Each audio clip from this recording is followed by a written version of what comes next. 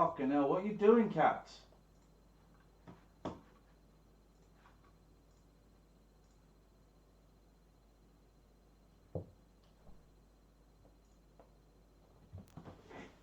Right, stop, will you stop fighting? Stop it! I'll do a radio show! Do you like my new sign? I don't know how you make this go blue. Do you want it red?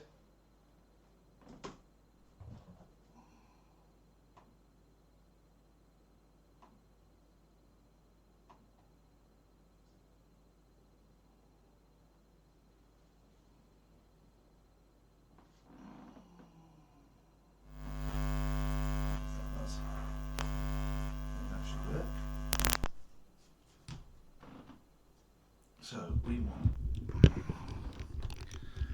Catherine today. Where are my headies? Here are my headies. The audio's doubling, is it? Thank you, Matty.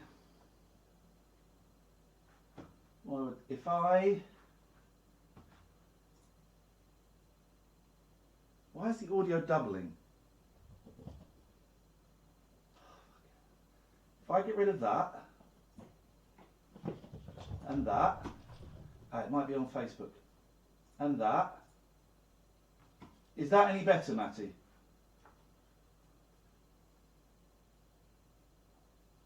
Is that any better?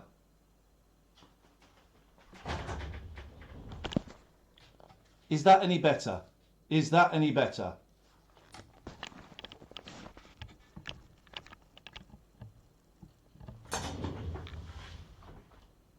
Hello?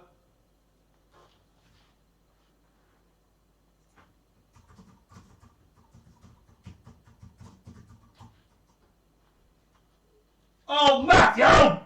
You bum cheek! Nice to see you, mate. I hope you're doing all right today.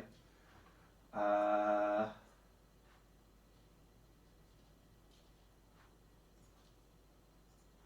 right, that's a nice shot, isn't it? It's a nice shot.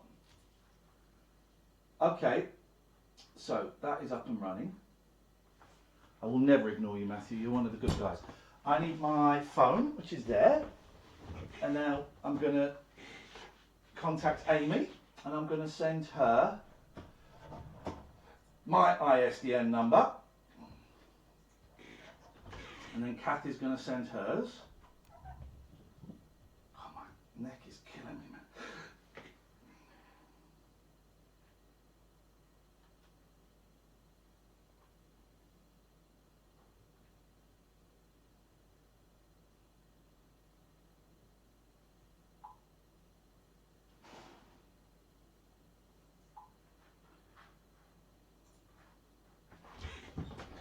So I've sent Amy our number, now we wait. Oh, I need my headies, that's what I came over here for. I'm going to plug in here.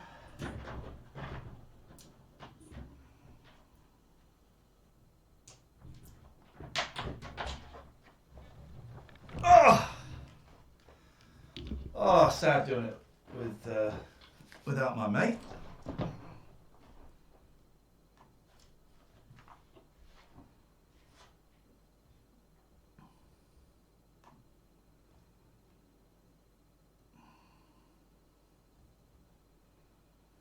Okay. Let's go to YouTube here so I can see the YouTube channels on the chart.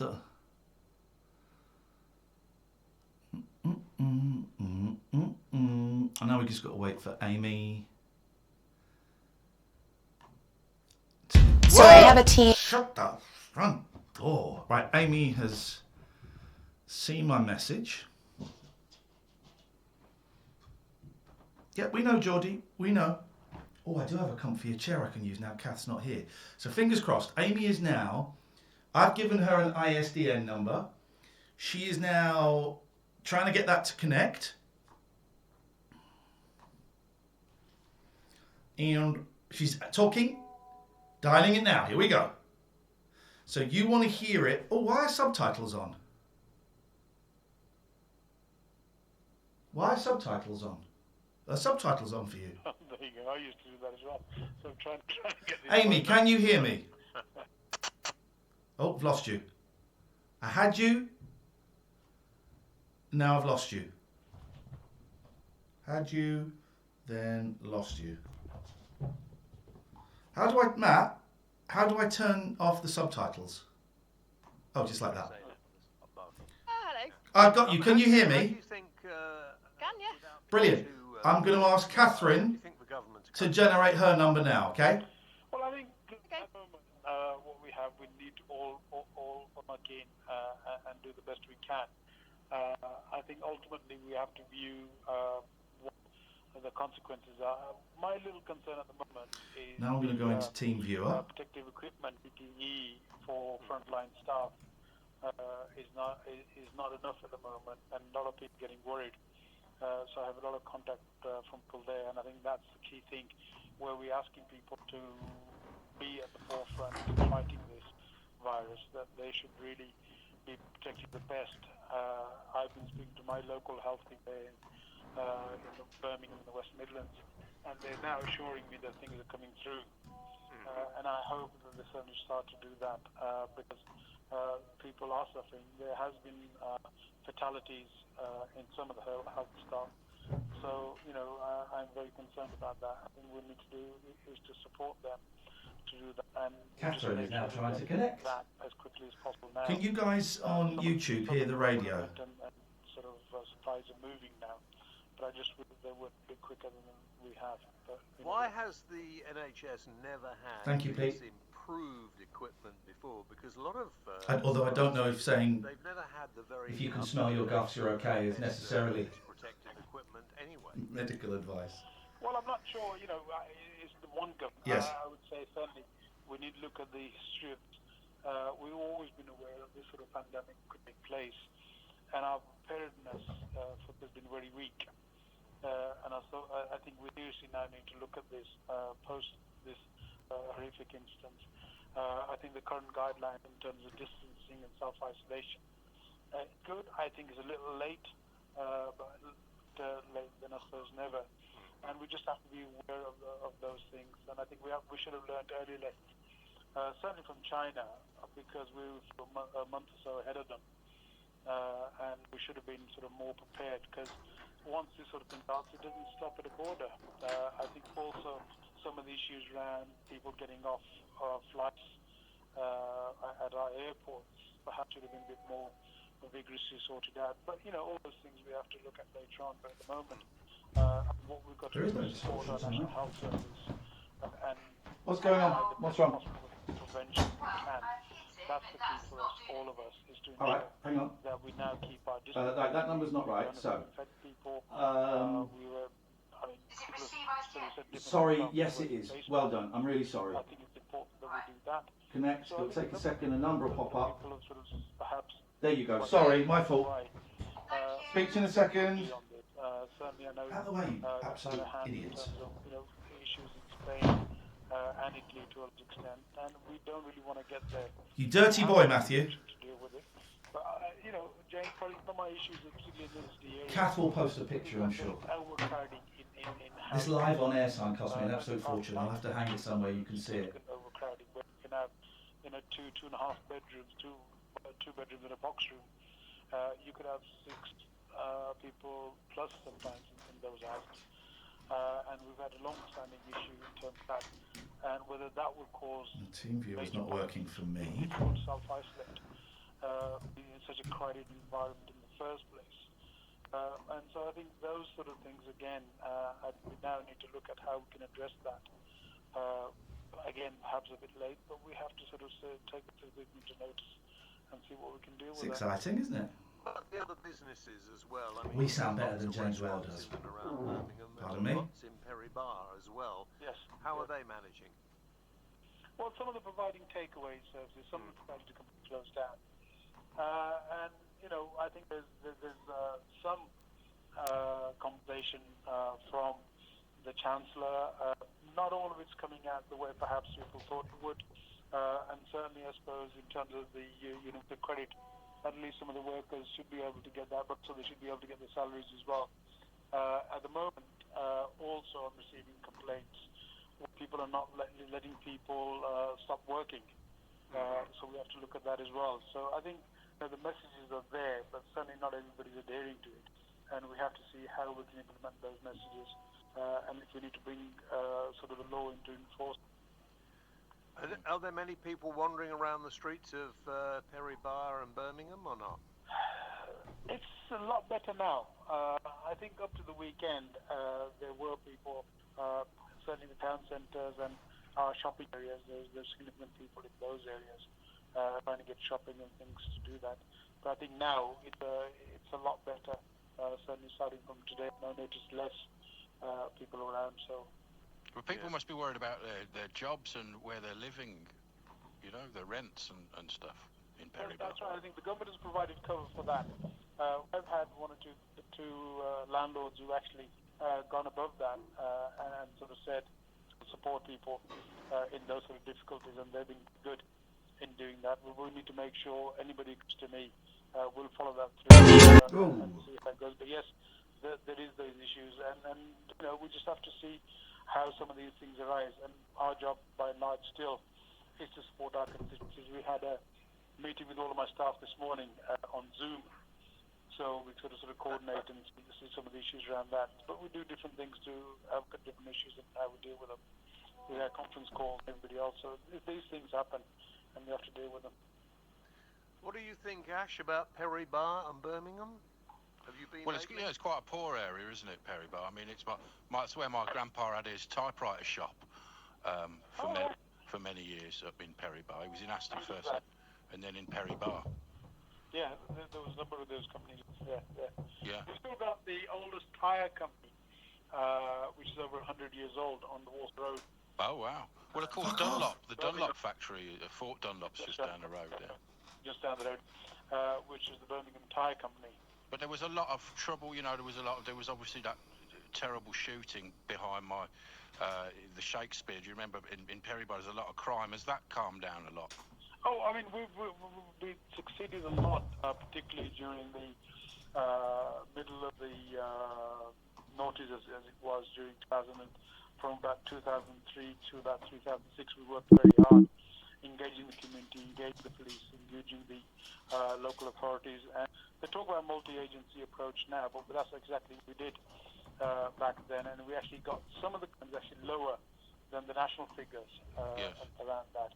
Unfortunately, in the last year or so, it's got bad, rise. Just trying to sort out TeamViewer. Kath is But has the connected. last couple of weeks Now I'm changed trying to things sort the out last TeamViewer, few which weeks allows me with to this? operate Phonebox and take the calls A lot of from things are here. quite down. Obviously, a lot of people are concerned about this. And I, certainly hope we come through this with the minimum casualties and loss that we have. So it's very difficult for all of us, I think.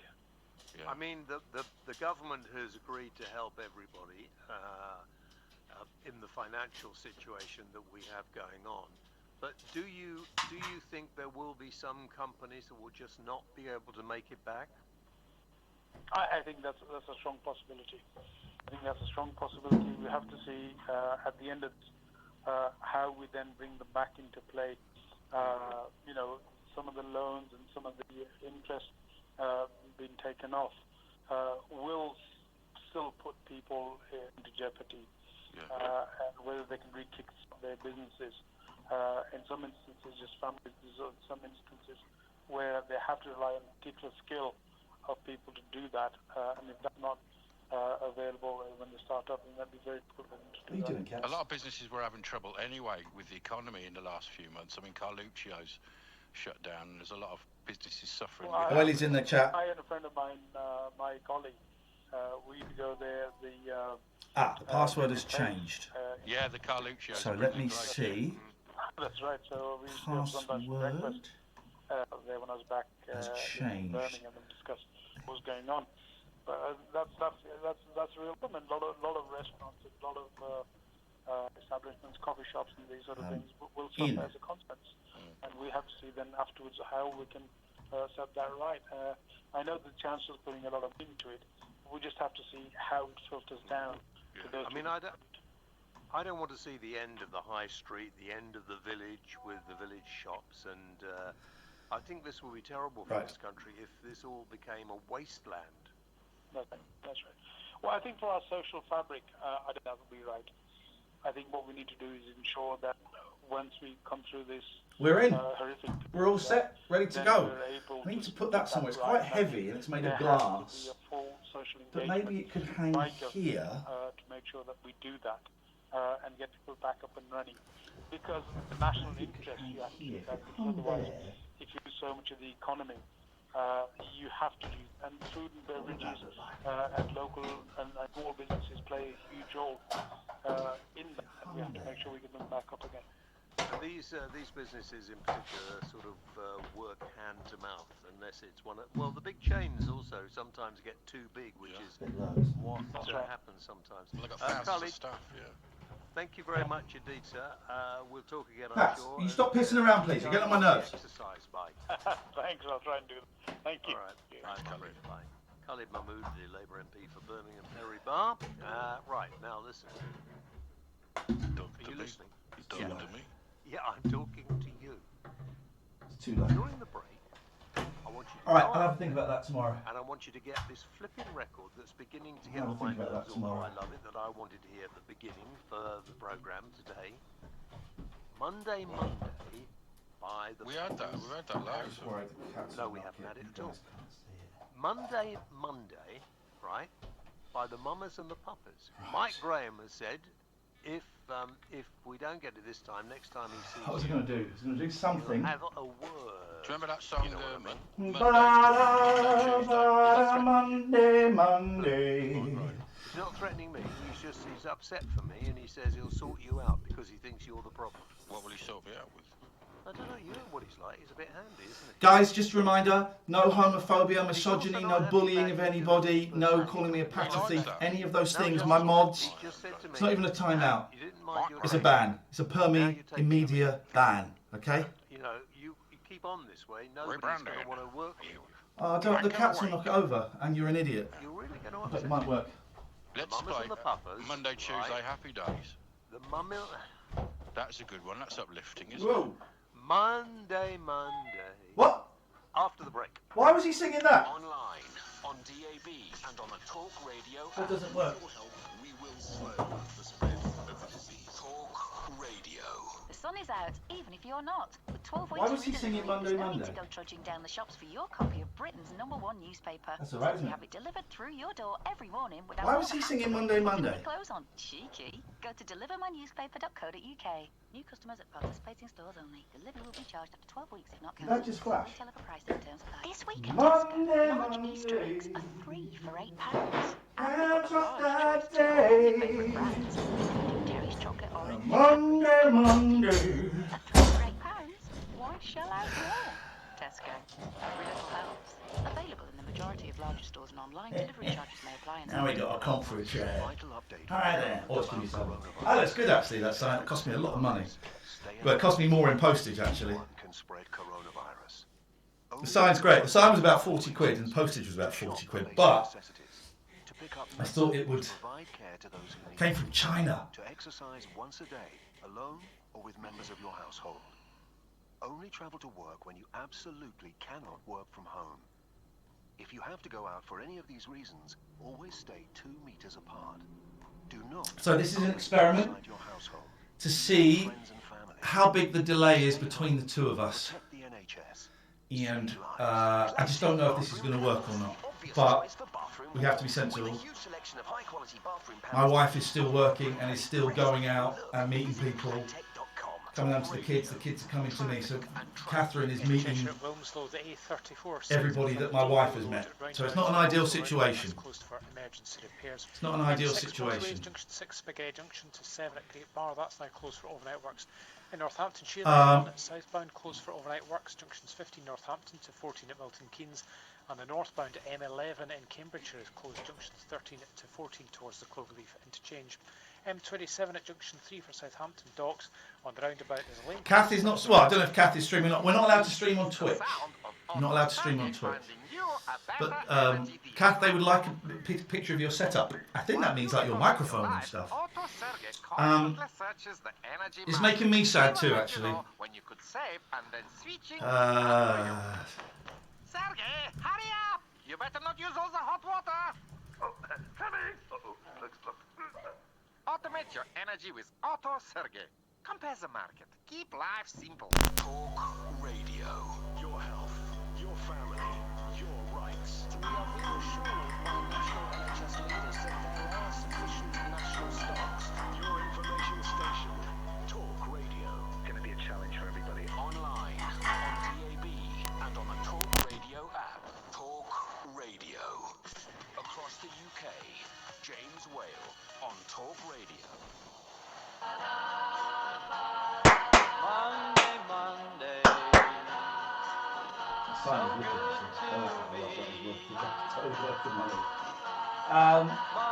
I had a terrible weekend. So tired. No, not this one. No, it doesn't mean this one. But like a mild version of it. I don't know. Terrible weekend. Today I've had some laughs. Try and solve it. Today I've had some laughs. This is calm on this chair, isn't it? What does it mean?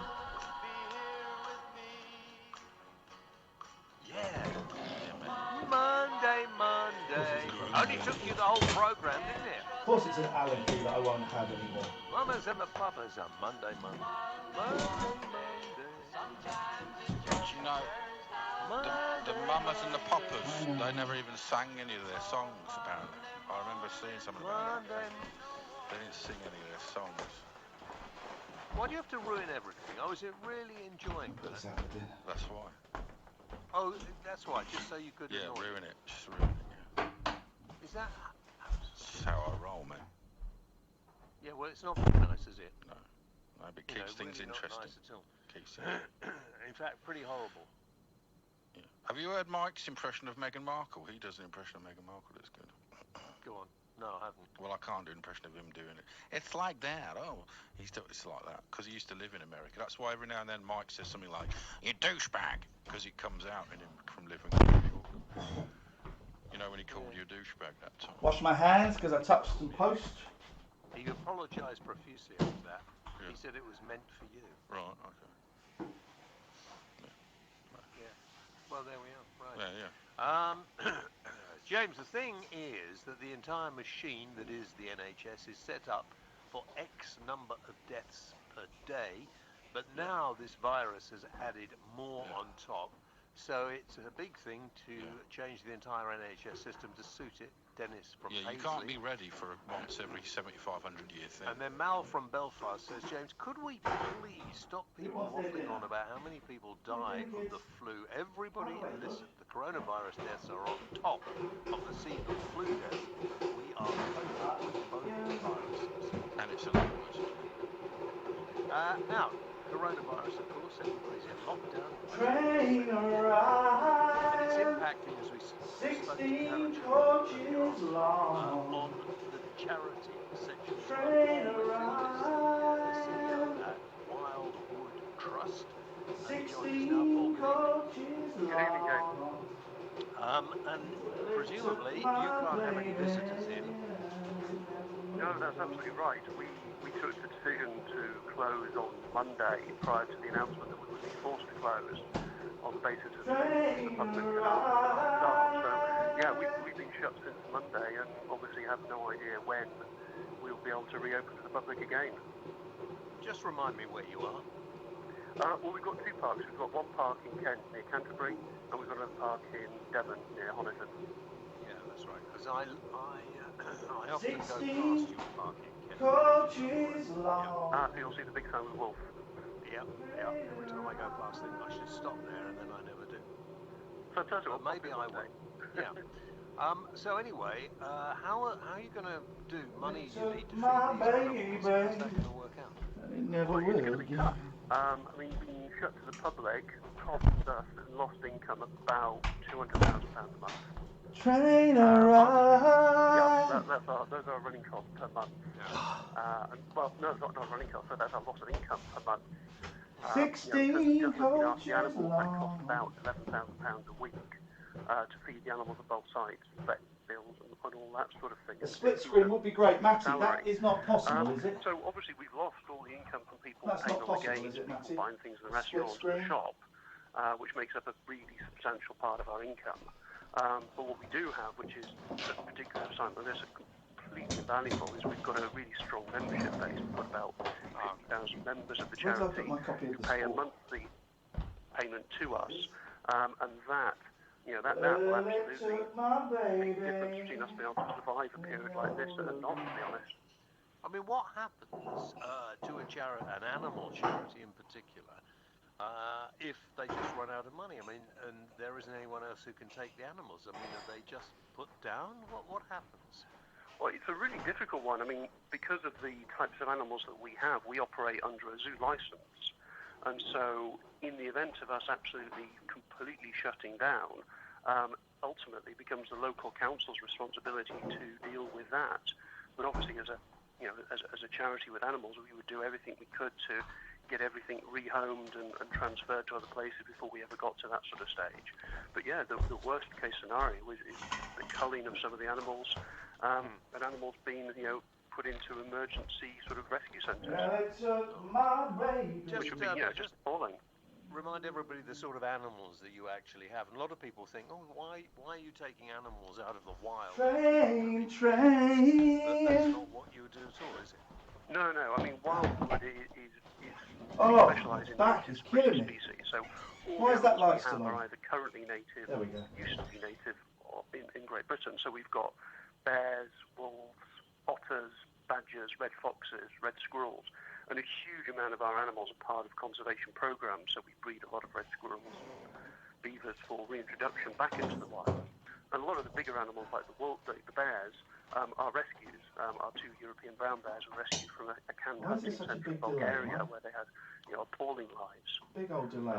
So no, we never take animals from the wild to put in a zoo, as it were. I mean, why do people behave so badly to animals? I don't know.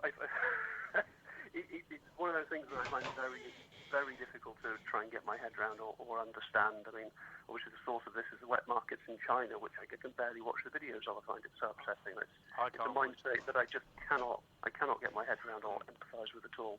I suppose it's harder for an animal charity, isn't it, when there's, people charities and like a hospice earlier, and I suppose people have different priorities, don't they? And it sort of goes down in the pecking order. Yeah, but these we are after all animals, and these guys cannot look after themselves, without human beings being there.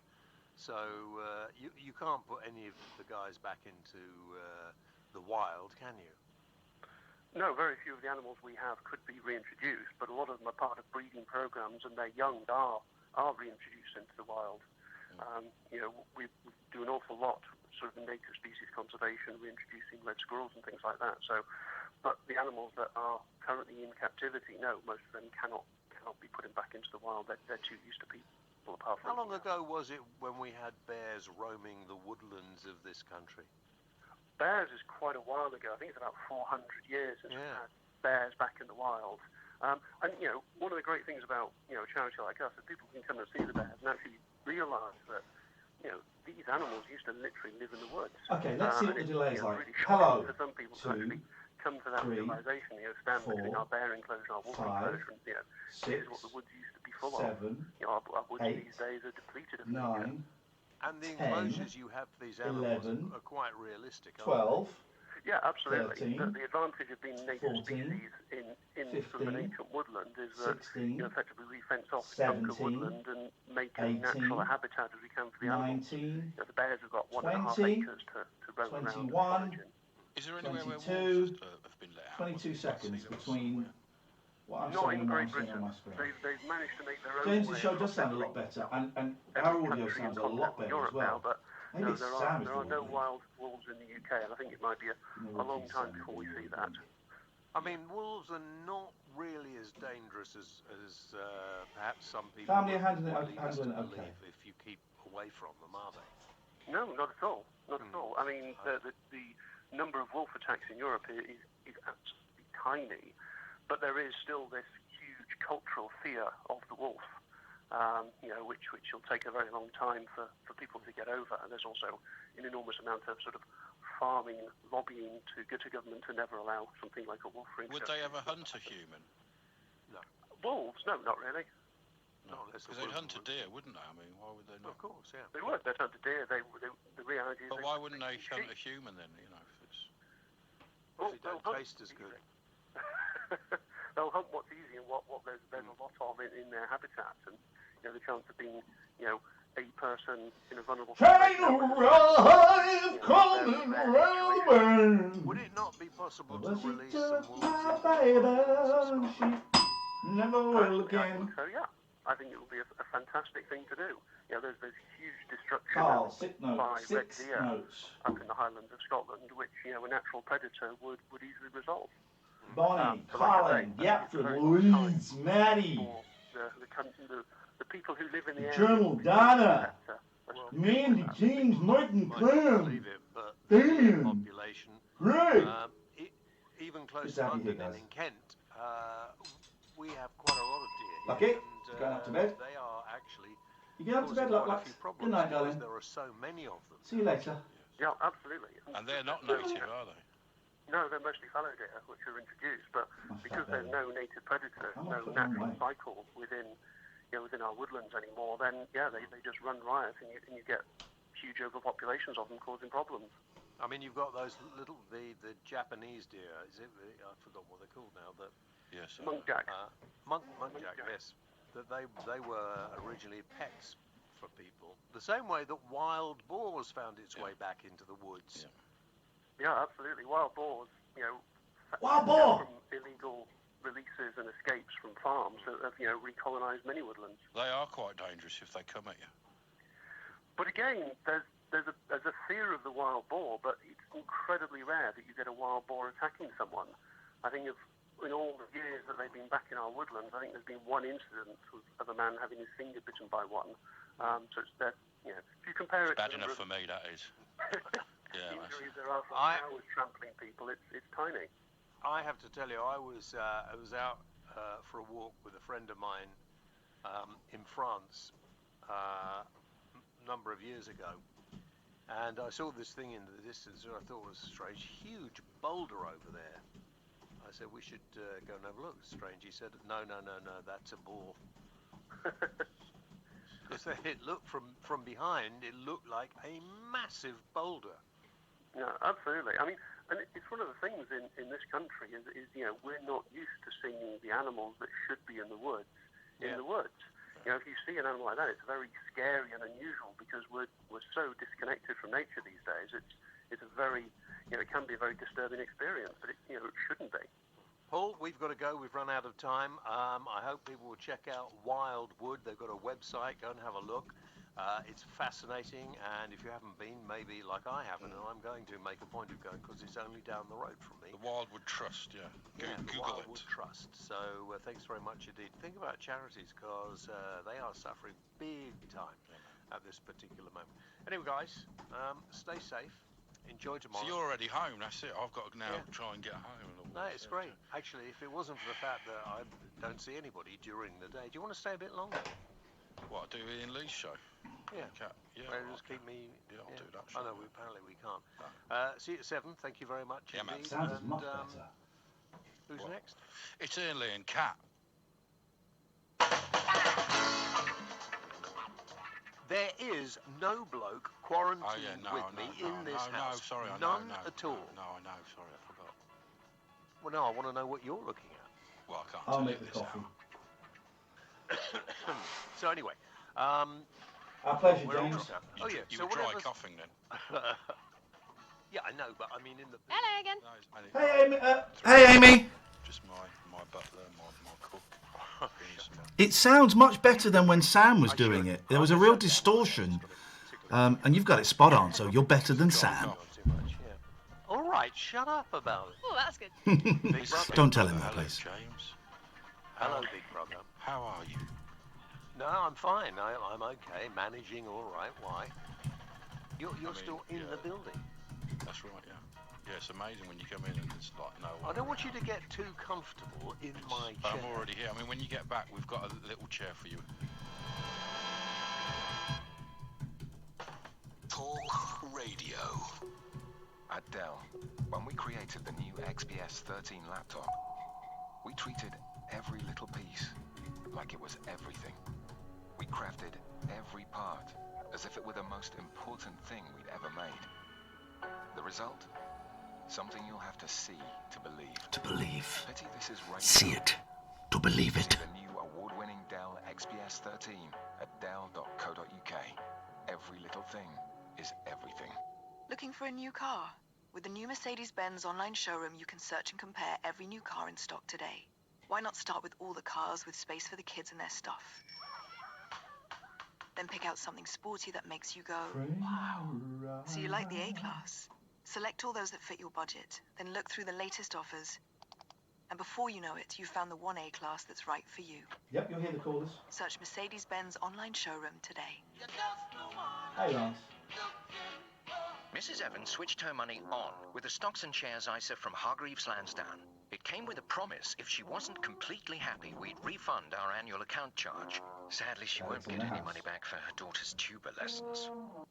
Your money on with Hargreaves Lansdowne. Find out more at hl.co.uk. Investments can fall as well as rise, so you could make a loss. ISA promise is for new clients only, closing their account in the first 12 months. It doesn't cover market movements. Full terms at hl.co.uk/ISA-promise. Across the UK, online and on DAB. Talk Radio on the Hour Headlines. Good evening, I'm Daryl Jackson. We've not faced challenges like this in getting people home from abroad on this scale in recent memory. The government's spending around £75 million to help bring tens of thousands of people home to the UK who are stranded abroad because of coronavirus. Foreign Secretary Dominic Raab says they're partnering with airlines to help. All ready to For go. those still in those countries where commercial options are Angel. still available, don't wait. Don't run the risk Angel, of being Angel, stranded. Angel. The airlines are standing by to help you. Please Alien. book your tickets as soon as possible. Where commercial flights are no longer running, Nice one, the Steve. government will provide the necessary financial support You know, come for up. special It's the charter first cat of flights the night, guys. to bring Patty. UK nationals back home. She's the one who had a dead Government's mouse chief in my scientific bedroom last advisor night, says and all the hospital cats were admissions for banished because of coronavirus her. are rising steadily rather than increasing They're all rapidly. banished Sir because of Patrick you. Vallance They've says got he's 4 paid cats. tribute to the public. I want to thank everybody for the way in which everyone sign is is great. adhering Got it to on the measures Amazon. that have been put in place. Got it on They are Amazon. making a difference. They are decreasing the contact, which is so important to spread the disease. 180 more people have died I bet across you the have, UK Gary. after testing positive He for watches it with the COVID-19. sound down. The Department of Health says 1,408 deaths have been confirmed, although that figure doesn't include 6 announced in Scotland and Alec is 1 on in hold Northern already. Ireland. New York's governor has warned the number of deaths in the state is already staggering. 1,200 people have died there, and Andrew Cuomo has made an appeal to healthcare workers across the US. If you don't have a healthcare crisis in your community, please come help us in New York now. We need relief. A 1,000-bed Navy hospital ship's docked in New York City to bolster the healthcare system there. The health service in Scotland has suspended screening programs for conditions like breast cancer and cervical cancer during the outbreak. A temporary hospital is also being set up at Glasgow's Thank you, Dan. SEC Conference George Centre. is down there. He might jump Now, up as in we a all minute. know, George. social gatherings of more than 2 people have been banned, including weddings. However, funerals can still go ahead. Now there are calls for these to be stopped for the time Thank you, Lee. being too. Lucy George Colbert is a here? funeral director and told Talk Radio George, they come over need here. to be cancelled. There is nothing that we wouldn't do. It's cat number 2 or 4. This is George, They Patty's are. brother. It's just not Mwah. safe to, though. If anything happened to a member of my family, I would do anything to be there. the problem is that at the moment we can't guarantee that we can keep I haven't watched the people last 2 safe. seasons of Kelly. And Morrison's is giving £10 million worth of goods to food banks across the country. The supermarket's bakery, eggs Mate. and fruit and veg departments Mate. will also run for an extra hour during the day to facilitate it. Mate. On to the weather, looking ahead to tomorrow. A fair amount of cloud for many again. Mostly dry though. A few Love it. showers Here we over go. northern Scotland and far Thank you to east whoever of England. recommended this song. Talk Radio. Late night, Ian Lee on Talk Radio.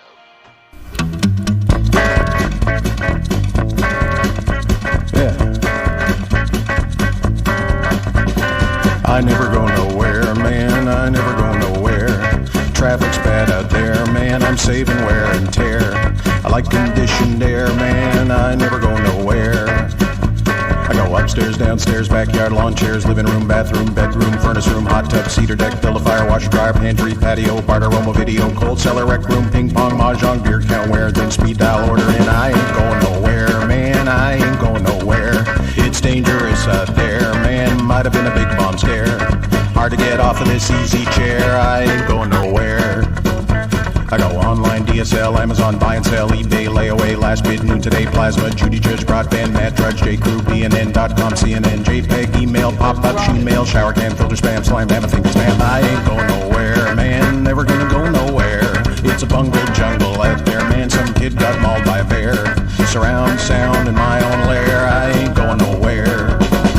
I got perimeter motion, doggy door, mail call, people, Avon, wireless strobes on, pin code, keypad, relay, pepper spray, home base, interface, 3-zone, plug and play, infrared, photocell, squad car, decibel, choppers up, sonic boom, activate the panic room.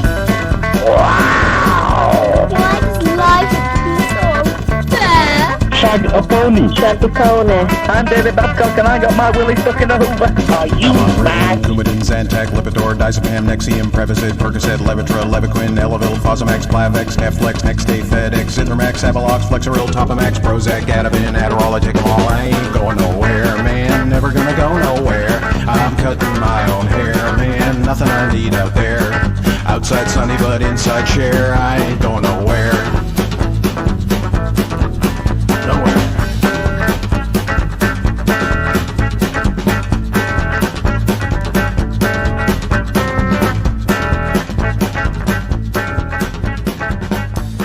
Coronavirus, we don't want it anymore. It's the coronavirus, take it away. It's the coronavirus, go away. I can't stand it anymore, please go away. I can't forget the time I heard you say, it's the coronavirus, take it away. So don't go outside anymore till it's gone. We don't want it anymore. It's the coronavirus. Take it away. We don't want it anymore. Please God, take it away. Please God, take it away. That first song was Rick Moranis, ladies and gentlemen. Thank you to whoever it was who pointed me in the direction of that this weekend. And Rick Moranis is coming out of retirement to do, all right, it's another Honey, I Shrunk the Kids movie. But, good evening, dear listener, the late night alternative with me, Ian Lee, and somewhere about an hour away in that direction, who are you? Me, Catherine Boyle. Can you hear me? I can hear you. There is a delay of about 0.35 seconds, but I think I can hear you. I think this works. No, and I think this will work, Catherine. Well, it's weird not being able to see your little face, though. It's a strange sensation talking into the ether. My little tushy cheeks. I got lovely little tushy cheeks. I tell you what, Catherine, there is a slight delay, and dear listener, stick with us. You will find it irritating, and then you will not notice it at all. Why don't you, as you can't see the screen, why don't you throw to our first caller, Catherine, have a guess who it is? I'm going to put a wild stab in the dark. I'm thinking, is that you, Alan Caddick? Yay! Alan Caddick, he's first for the week! Alan Caddick, you've got some cheek! Alan Caddick, talking to the guys and the girls on Talk Radio! Well, week 2 of lockdown. And how are you finding it, Alan? Have you killed anybody yet? Have you tasted human flesh? Well, there's been some tempers frayed over the last week between me and my dad. Go on. Well, mostly there were minor skirmishes. Well, tell us what happened, Alan. And by the way, if we could just turn Catherine up a fair bit. People are saying I'm a little bit louder. What happened, Alan? Well, I've been doing the old Joe Pasquale song getting on my dad's nerves. Okay. Oh, don't do that. That's fighting talk. What, singing the old Joe Pasquale song? Well, yeah, just annoying your dad. You know, you either listen. Well, he started it by winding me up about Dominic coming. He said, "What time is he coming?" Oh God. Ay. I was being serious, and he would wind me up about it. Well. Anyway, another one of my brothers has stepped to the floor today. Another one of your bummers has done what? They stepped up to the mark. What's happened? Because me and my mum and dad are in lockdown at the moment, and my third eldest brother Paul, he's done my shopping for us today. Ay. Did he actually go to an actual shop? He went to Aldi's. It's an actual shop. We posted the list on Facebook Messenger, and he went and got the shopping today, and he delivered it to our front door. Well, that's good news. That's very kind of him to do that. That shows that he's a great guy. And did you wipe it down with disinfect? I'm talking! Sorry, I've got cabin fever, Alan. I've got cabin fever. Did you wipe it down with disinfectant? We all have, boss. We all have. Yes. Did you wipe it down with disinfectant? Yes, I did. We got these industrial wipes. That's the way. That's what. Which we got on Amazon. That's what you got to do. I managed to get a dozen eggs today. It wasn't a dozen. It was 3 half dozens. It was 18 eggs. And I am keeping 12 of those eggs for myself because my boys are coming Wednesday. They like eggs. And then I took 6 of the eggs to lovely Betty next door and I wiped the packet down with wipes. That's the world we are living in, where if I'm giving an old lady eggs, I've got to wipe the packet down with disinfectant. Talking of eggs, have you heard what the government's trying to do? They're trying to ban Easter eggs because they're non-essential. No, they're not. Well, that's not exactly the story, is it? Go on, Catherine. Educate the man, please. Well, the story is some supermarkets have been restricting the number of Easter eggs people can have, but because they're quote-unquote non-essential items like bread, milk, eggs, etc., then there shouldn't be such restrictions, is the argument. So it's really about the rules as the supermarkets are implementing them. You're all idiots. You're all idiots because you should have done what I did when I saw this was happening and things were just starting to get a little bit tighter. I was in Tesco buying some rations before it kicked off properly, and I grabbed a load of Easter eggs. Always thinking. My thoughts are, my kids don't know what day it is. Are they going to know it's Easter? Well, this Saturday, it should have been the Grand National at Aintree, but now we've got a virtual Grand National on ITV at 5 o'clock. Oh, well, how do you do a virtual Grand National? It's all with computer algorithms. Do you virtually shoot horses? It's all computerised horses and computerised fences. With CGI technology, it makes you feel like you're actually there. Do you know what? I would watch that. I don't like the Grand National. I don't like horse racing. I think it's cruel. I think the Grand National is particularly vicious. But if it was all done like a computer game, I'd be well up for that. Will some of the computer jockeys be cocaine addicts? No. Well, it's not accurate then. Watch it. It's 5 o'clock ITV on Saturday. I'm busy then. I'm masturbating. I'm not. Do you know what? No, I know. No. Serious point. I made a joke there about self-love. A serious point. I've really. By the way, thank you very much, Alan. 0344 499 1000. That was a joke, but a serious point. I have had no interest. You don't want to keep him on for this because he could help. No. Last week I was blessed, right? I had 3 really up days. I was happy. I was actually happy. Was having a lot of fun. Was enjoying myself. And then just over the weekend, over Saturday, I just kind of found myself dipping, and to the point where I was trying to find a cable to connect my PlayStation to the internet, and I burst into tears. And Sunday was awful.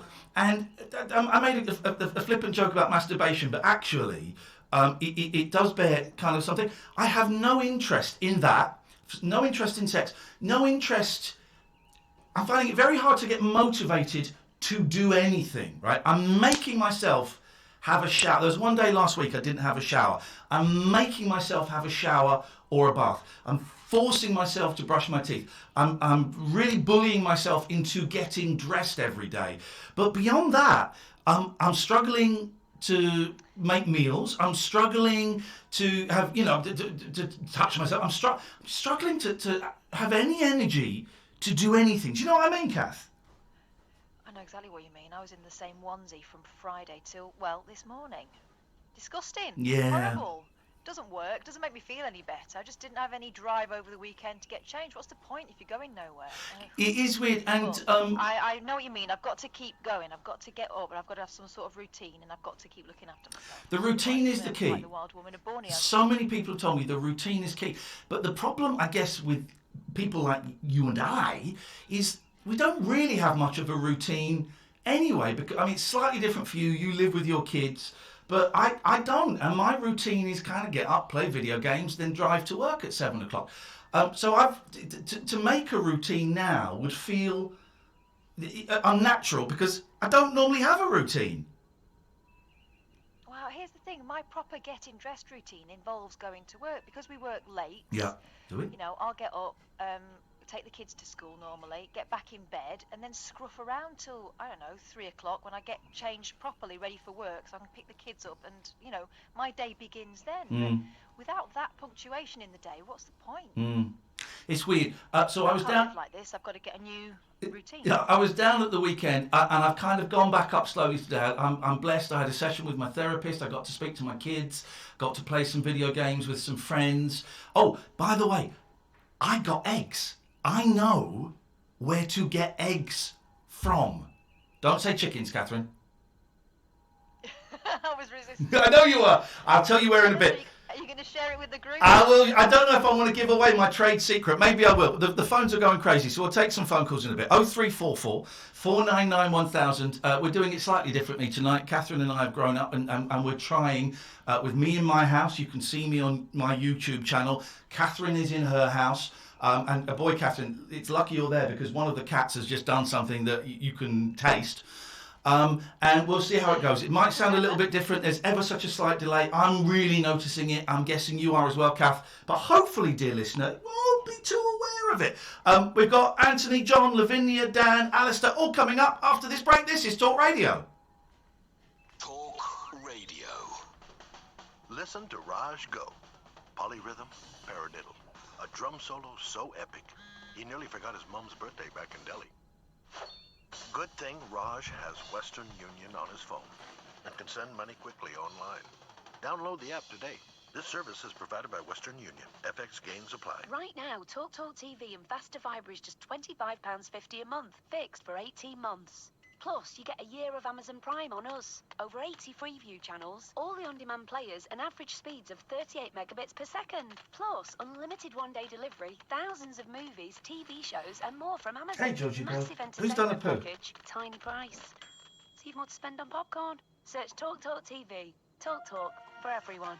Offer ends 22nd of April, subject to availability. T's and C's apply. If you can build that flat-pack wardrobe without looking at the instructions, you've still got it. If you can manage 5 keepy uppies on your first go, you've without question still got it. If you can toss a pancake to the ceiling and not let it hit the floor, surely you've How's the still got delay it. between me and Kath for And you if you guys? can just about fit into To those me, jeans it's you really bought 5 fucking years obvious, ago, and it's very distracting, but definitely still got it. this is Brute. decaf cough. Still got it. With the Sun newspaper app, you'll get the paper exactly as it's printed straight to your tablet or smartphone for just $4.99 a month. That's every page of news, sport, and celeb Is gossip the from delay your okay favourite paper, between me and wherever Kath? And you also, are. can you hear an echo So on the her sun line? is out, even if you're not. Go to thesun.co.uk/newspaper to download now. Late night, Ian Lee on Talk Radio. 0344 499 1000 is the telephone number if you want to give us a call. Let's go to John. Good evening, John. Hello, John. Sorry, say that again. Hello, I said good evening. Good evening, John. There's just ever such a slight delay on the line, but I won't keep going on about it. What you got for us tonight? Right, I just want to know, we're in lockdown, yeah? Yes? And I want to know why the government is still letting aeroplanes come into our country without being checked and using our public transport. Why do you want to know that, John? You know, sure, if we're in lockdown Yes. and they let people come in, you know, from all over the hotspots around the world. But why do you care about The that? virus ain't going to leave us soon, is it? No, but why do you care about that? How's your family? How's your house? How are your pets? How are your kids? How's your neighbour? Lovely. We're doing what the government tells us. Good. Stay in our houses, apart from just going to the shop. Well, good. Well, then don't get angry. Don't get angry about the aeroplanes. Let them sort that out. You know what I mean? What can you say though? Nothing. And they're still letting the planes in. Nothing. That's obviously wrong. But worry about the people that live next door to you. Worry about the people in your house. Oh yeah, I do. But you know. Well, then that's great. Well, then don't worry, John. There's so much to worry about. Don't worry about the aeroplanes. It won't affect you directly. Don't worry about the aeroplanes. Let them sort that out. Okay then. Beautiful. Thank you, mate. Cheers. 0344 499 1000. Let's go to Dan. Good evening, Dan. That was quite straightforward. I know what he means. It seems crazy, but also, Kath, it seems no point in getting so het up about it. No. You've got to control the controllables. The rest of it is just maddening. Yeah. Say hello to Dan, Catherine. Go on. Hello, Dan. Oh, Kath. How are you? How you doing? We're all right. What's going on with you? One of my relatives has died recently, back up the other day. But it's not a sad moment. It was his time. And obviously, because of the current state of things at the moment, you know, he can't really be... Well, he's going to be cremated anyway, but we can't really get together. But the good thing about cremation is it can be saved... Well, it can be cremated and the ashes can be saved till later. So we're going to come together at some time in the future and scatter the ashes. And I was thinking of a nice way of doing it. So we're all going to come together to spread the ashes. And I think I'm going to tell everyone we're going to sing a song when we do it, but I'm going to surprise everyone by hiring a guitarist or a pianist, a keyboard player, to arrive at the same time, so that we can do it with a autistic accompaniment. An autistic accompaniment? Did I get that right? You know, with a guitar, not an electric guitar. An acoustic accompaniment? Acoustic. Yeah, that's what I meant, yeah. It would go down really well. The guy in question... Depends what the song is. Yeah, well, the guy in question is a bit of a black sheep of the family. Why do I get the feeling we're building up to a really weak gag, Dan? Yeah. He has schizophrenia through his life. Okay, thanks very much for your... Dan, are we building up to a really weak, crap gag? I'm just wondering what you can bail out now, Dan. There's no shame in it. No, there's no gag. I was thinking of a really good song to sing would be Beatles' Blackbird. Yeah, but, I mean, I don't know what music you... I don't know what music you like or the deceased person like, but also, when are you doing this? Because you're not allowed to gather. Yes, I know. So, well, the thing with the cremation... Dan, thanks very much for your call, Dan. Thanks for your call. 0344 499 1000. Was that just so we could get in a gag about autistic instead of acoustic? Was that what that was? I don't know. I mean, he managed to get autistic and what was the other one? Schizophrenic in there. It seems a little strange.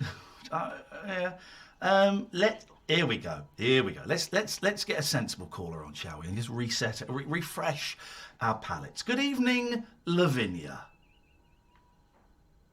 Good evening, my lovely bunnies.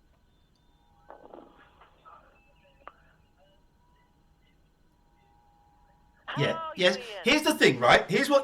We need. Shut up. We need help from the callers tonight, okay? Because when we do the show from my house, there's a tiny delay, which is why some people were saying last week, stop talking over the callers. It's partly because of the delay.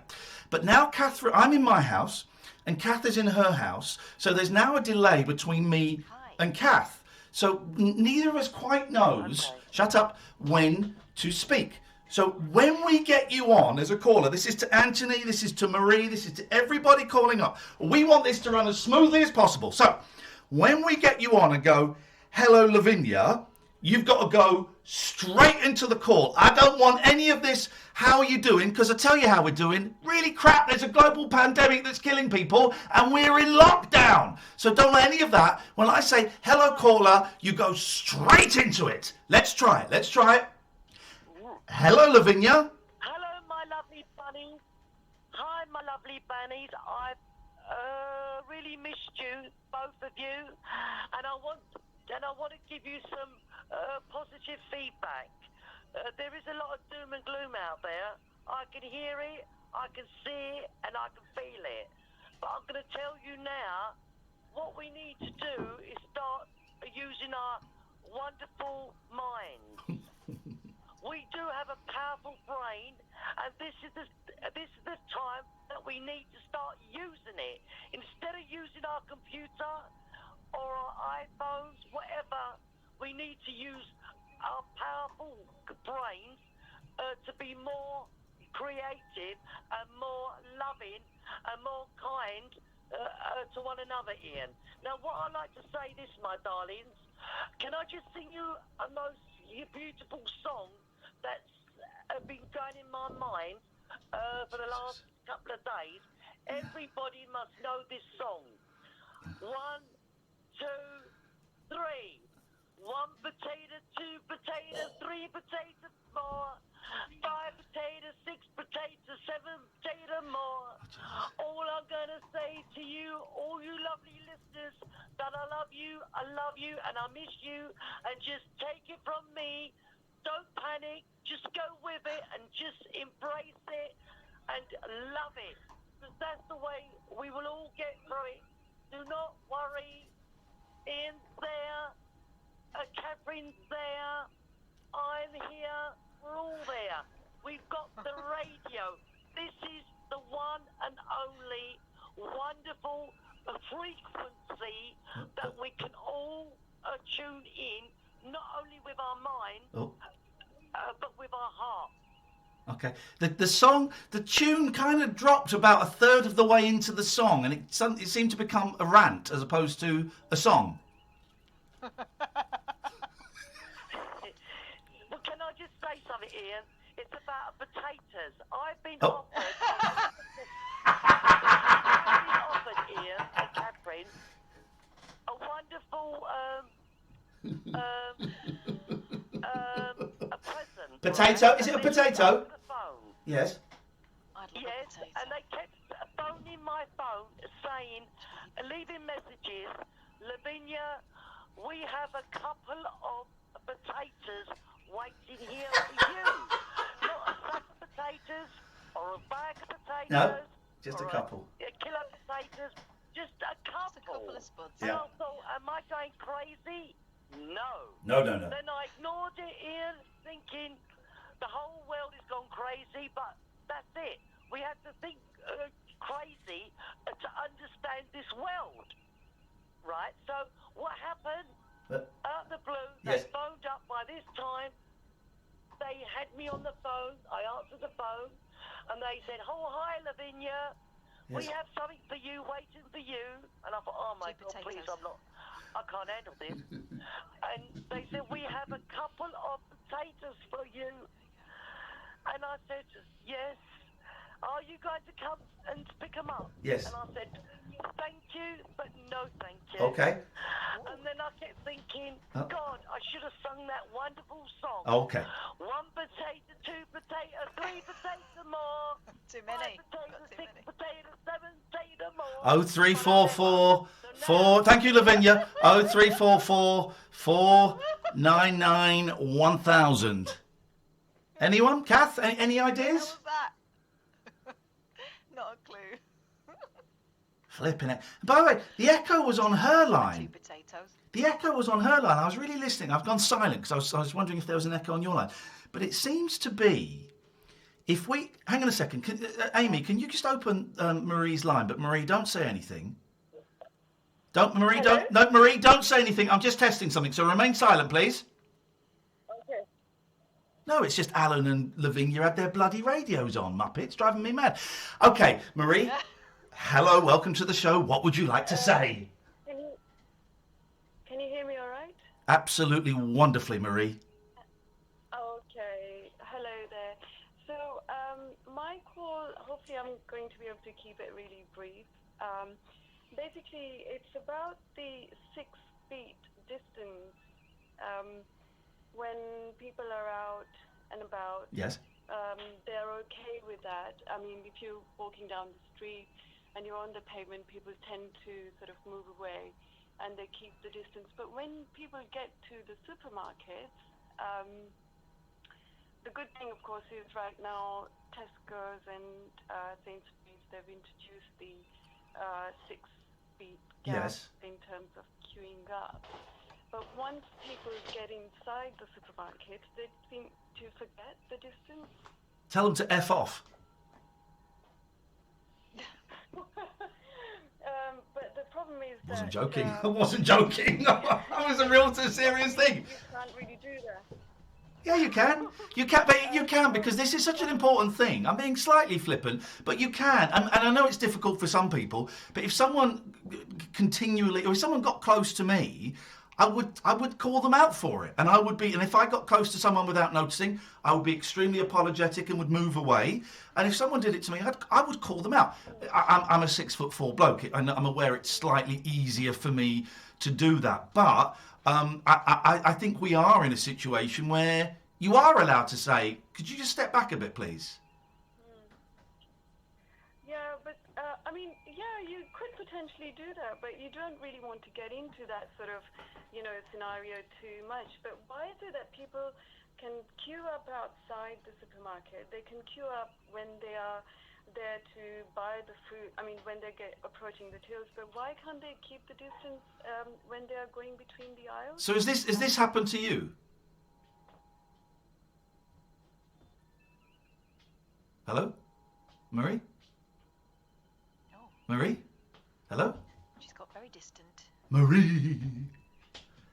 Because I just had a feeling, I had a feeling that it hadn't happened to her. And that it was just something she'd heard about. That was the vibe I was getting. That's why I asked her. It happened to me, and there's supposed to be a one-way system in our local Yeah. supermarket, but it went to pop pretty much straight away. I think because people have been queuing so long, they're going into frenzy mode. It's new and it is weird and it will take a while to get to. And I think some shops, I haven't been to a shop since it happened, since they've introduced it. I've been very lucky. I did a big shop before and I've got a shop coming tomorrow. But I will have to do it next week. And I think some shops are better at enforcing it than others. And also, the people that are enforcing it are getting paid, what, £8 an hour? It's not their... Suddenly it's become their job to be the police. Yeah, and they're not very popular as a result of it. I've been speaking to a number of people that work in the local Tesco. My mother-in-law used to work there, so... I've always been quite chatty with them, and they get an awful lot of abuse. Apparently, it's calmed down a bit now since people have become more familiar with the rules. But they said that they get treated like sort of prison guards. Here's what I want to say, dear listener. Here's what I want to say. I've been on. George, will you stop messing around, please? Dear God, these cats are getting right on my nerves. I kicked all of the cats out of the bedroom last night because I woke up and I could hear. And I turned the light on, and Patty, one of the babies, was sat in the corner with a mouse, a dead mouse, in her mouth. And I thought, well, I could leave her there, but I know at some point she will jump up on the bed with the dead mouse. All of the cats out of the bedroom, out, kicked them all out, getting right on my nerves. And now I forgot the point I was going to make, so let's listen to an advert from one of our colleagues. This is Talk Radio. Julia Hartley-Brewer at breakfast on Talk Radio. Join me, Julia Hartley-Brewer, for the latest on the coronavirus outbreak. I'll be holding the government to account and keeping you updated with everything you need to know. Julia Hartley-Brewer at breakfast, weekday mornings from 6:30 on Talk Radio. Late night, Ian Lee on Talk Radio. 0344 499 1000. What was I going to say? I had a point I was going to make, Catherine, but I can't think what it Something about was. supermarkets, and you said, I've come to realise that, ... and then it went. It was a good point as well. It would have made sense of all of this, and we would have all danced with glee and with joy. But sadly, I can't remember. Oh, I'll tell you where to get eggs from, right? And this is my little secret I'm sharing with you. Eggs, bread, milk, although they've got plenty of milk in the supermarkets now, I think. And I think I even saw some toilet rolls in there today, but I didn't need any. Oh. The petty station. And poppers. And poppers, yes. Yes. The petrol station. Well, one of my local garages sells poppers, which is the weirdest thing. I've never asked him why, but the eggs. I went and got eggs. I went and got 8. The last 3 packets of eggs. 2 for me. Oh, you're being greedy. No, I'm not. I've got my boys coming for a week, and they're going to eat eggs. And I got 6 for Betty next door, because I'm part of this shop that is being delivered to Eat Tomorrow is for her, and she wanted eggs, and they haven't got any eggs. So I felt thrilled, and I said to the guy today, "Oh, you've got eggs." He said, "Yeah, do you want more?" I said, No, this is great. He said, "Oh, I've got loads more coming tomorrow if you want them." Beautiful. And also, in the petty station, there's no limit on what you can buy. You can buy as many as you want. I bought 5 tubs of Pringles. What? Yeah, 5 tubs of Pringles. I bought loads of soft drinks. Yeah, and you won't have to worry about there being too many people in there, because there's only ever a couple. Yeah, and one guy came in when I was in there, and we both did a very strange balletic dance where he went close to the sweet aisle and I went round the long way, and it was, we all survived, and it was weird and it was fine, and let's confuse Amy. Let's go to Marie. Hey, Marie. Were we just talking to you? No, I don't know what happened there. I don't know what happened there. I just fell off the line, but I'm back on. Okay, so has this happened to you? Has this happened to you in the supermarket? It has happened to me, Okay. and I end up standing sort of in the corner waiting to create a gap. Sometimes people can come from all different directions when you're in a supermarket. You can't really know, or you can't sort of, look out to create the distance. So my point is that people should just get used to the idea and just create that 6 feet gap. It's not so hard. It's new. It's new, though. It's new. Some people are impatient, and some people are arrogant, and some people are ignorant, and they don't give a stuff about you, and that's a shame. I think most people do care about you, but it's new. And I was where was I the other day? Oh, when I took the cats to the vet, and thinking back, I thought, I was standing too close to her. She made a real point of stepping away from me, and it wasn't until I got home I went, "Oh no! Oh, I'm an idiot. Of course I'm supposed to." It's new, it's new, and I think we'll get it. I think we'll have to get it, because this is going to go on for a year. It is new, but the thing is, my point is, when people know, when they're standing outside a supermarket, they have to stand 6 feet apart. So it's not that the moment they step inside the shop, they are all of a sudden, without, they're no longer they no longer pose a problem for someone else. They forget. A danger. They forget. More prone to, that's the thing. Why can't now? We've had it so many times. Marie, some people. Marie, listen. Listen, Marie, so people forget. Some people have had 40, 50, 60 years of walking as they want in a supermarket and leaning, just going to lean over you and get that apple. 40, 50, 60 years, we've had a week of being told to stand 2 metres away. It's so new. It's so new. And not everybody will have heard it. Not everybody has the internet. Not everyone watches the news. Not everybody will know it. It will come. It will come in time. All we can do is respectfully... We don't have the time. We don't have the time. We don't have the time. We are right now. Yeah, Marie, I know we are. Marie, but you need to let it go. You need to let it go. You step... You can't let it go. You can. Marie, you said you stood in a corner until there was a gap. You need to be educated. That's right. I mean... Well, then you need to speak up. You need to speak up. You can't be passive then. If you... No one listens to this show. No one listens. You need to speak up in the situation where it happens. Well, I wanted to try and get sort of get people to be aware of it. Everyone's aware of it that listens to this show. It's pointless. I get what you're saying. You're frustrated. But... No, God, no, I don't want them to share their experiences. Christ, it would be dull. The people listening to this show know, right? There's a handful of people, they're bright.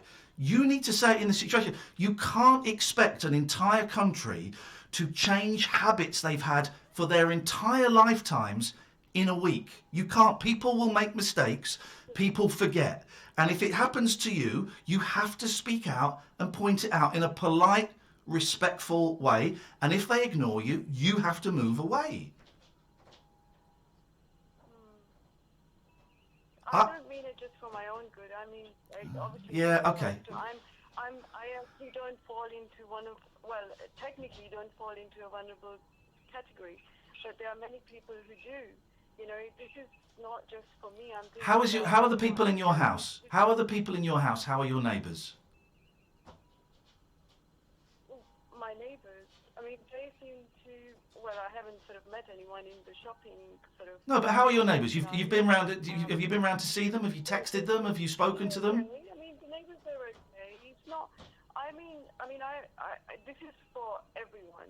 I'm not just. Please don't repeat it. Please don't repeat it. Please don't repeat it. Here's what I'm trying to say. Okay, you focus on the people that mean something to you. Focus on the next door neighbour. Focus on whoever lives in the house with you. Focus on your parents. Focus on whoever, okay? You will just have to protect yourself in the supermarket. You will have to... when I learned to drive, my mum said, here's the most important lesson. You may be the best driver in the world, but you have to imagine every other driver is an idiot, and you have to look out for them. And you have to imagine everyone in Tesco's is an idiot, and you have to keep away from them. You won't pass the message by coming on a late night frivolous talk show. So the things you can fix are yourself, the people that you love, and the people that are around you. You will not change. I guarantee it. You will not change anybody's shopping behaviour by phoning up a radio show or by sitting at home and worrying about it. Okay, then. Thank you so much for your time. You don't sound satisfied. You sound dissatisfied, in fact. Don't be dissatisfied. We can't fix it. I think it's really good. It's good to hear. Look after yourself. Look after yourself. Stay clean. Stay away. Wipe down the handles of the supermarket trolley. I took a rubber glove to put petrol in my car today. Look after yourself. Lead by example. Thank you, Marie. 0344 499 1000 is the phone number if you want to give us a call. Was that harsh, Catherine? I don't think so. It's that thing again of if you try to control everybody else's behaviour or expect everyone to do what you have in your mind, then you're just going to drive yourself doolally. Control what you have control over. That's all you can do. That's all you can do. And like your mum said, expect everyone else to do the unexpected, and you won't be disappointed. I find it really. I find it really interesting how quickly we started to see each other as competition or threat. And actually, that's our downfall. That is our downfall. And I was joking slightly about telling someone to F off. If they continually did it to me, I possibly would. But I would have no qualms. And I think that perhaps we have to be a little bolder. You can have it. It's dangerous for them. Yeah. Yeah, I have no qualms, and I don't like speaking to people kind of in public one-on-one. And I think we all have to. I found myself doing stuff that I would normally not do because I would be nervous, but I'm feeling I have to. It's okay to say, I'm really sorry, could you step back a little bit? I'm just looking at the cereals. I'll be gone in 30 seconds. If you could just step back and wait your turn. If they kick off, just walk away and come back. You've got to be sensible. And phoning up this show, which is a silly, frivolous show. We had Robin Asquith on last week, for crying out loud. Our listeners know, and they ain't going to do it. You know, they're not going to change the way they shop because of a call. I get it, though. I get it. But the other thing is that, you know, once you get into the shop, if you say you've been standing outside for 20, 30 minutes, all that's on your mind is seeing if you can get what's on your list. And, you know, people's minds are going to, you know, they're going to get absent-minded about things. I don't think most right-minded, reasonable people would understand that by asking them to keep their distance, you're trying to protect them too.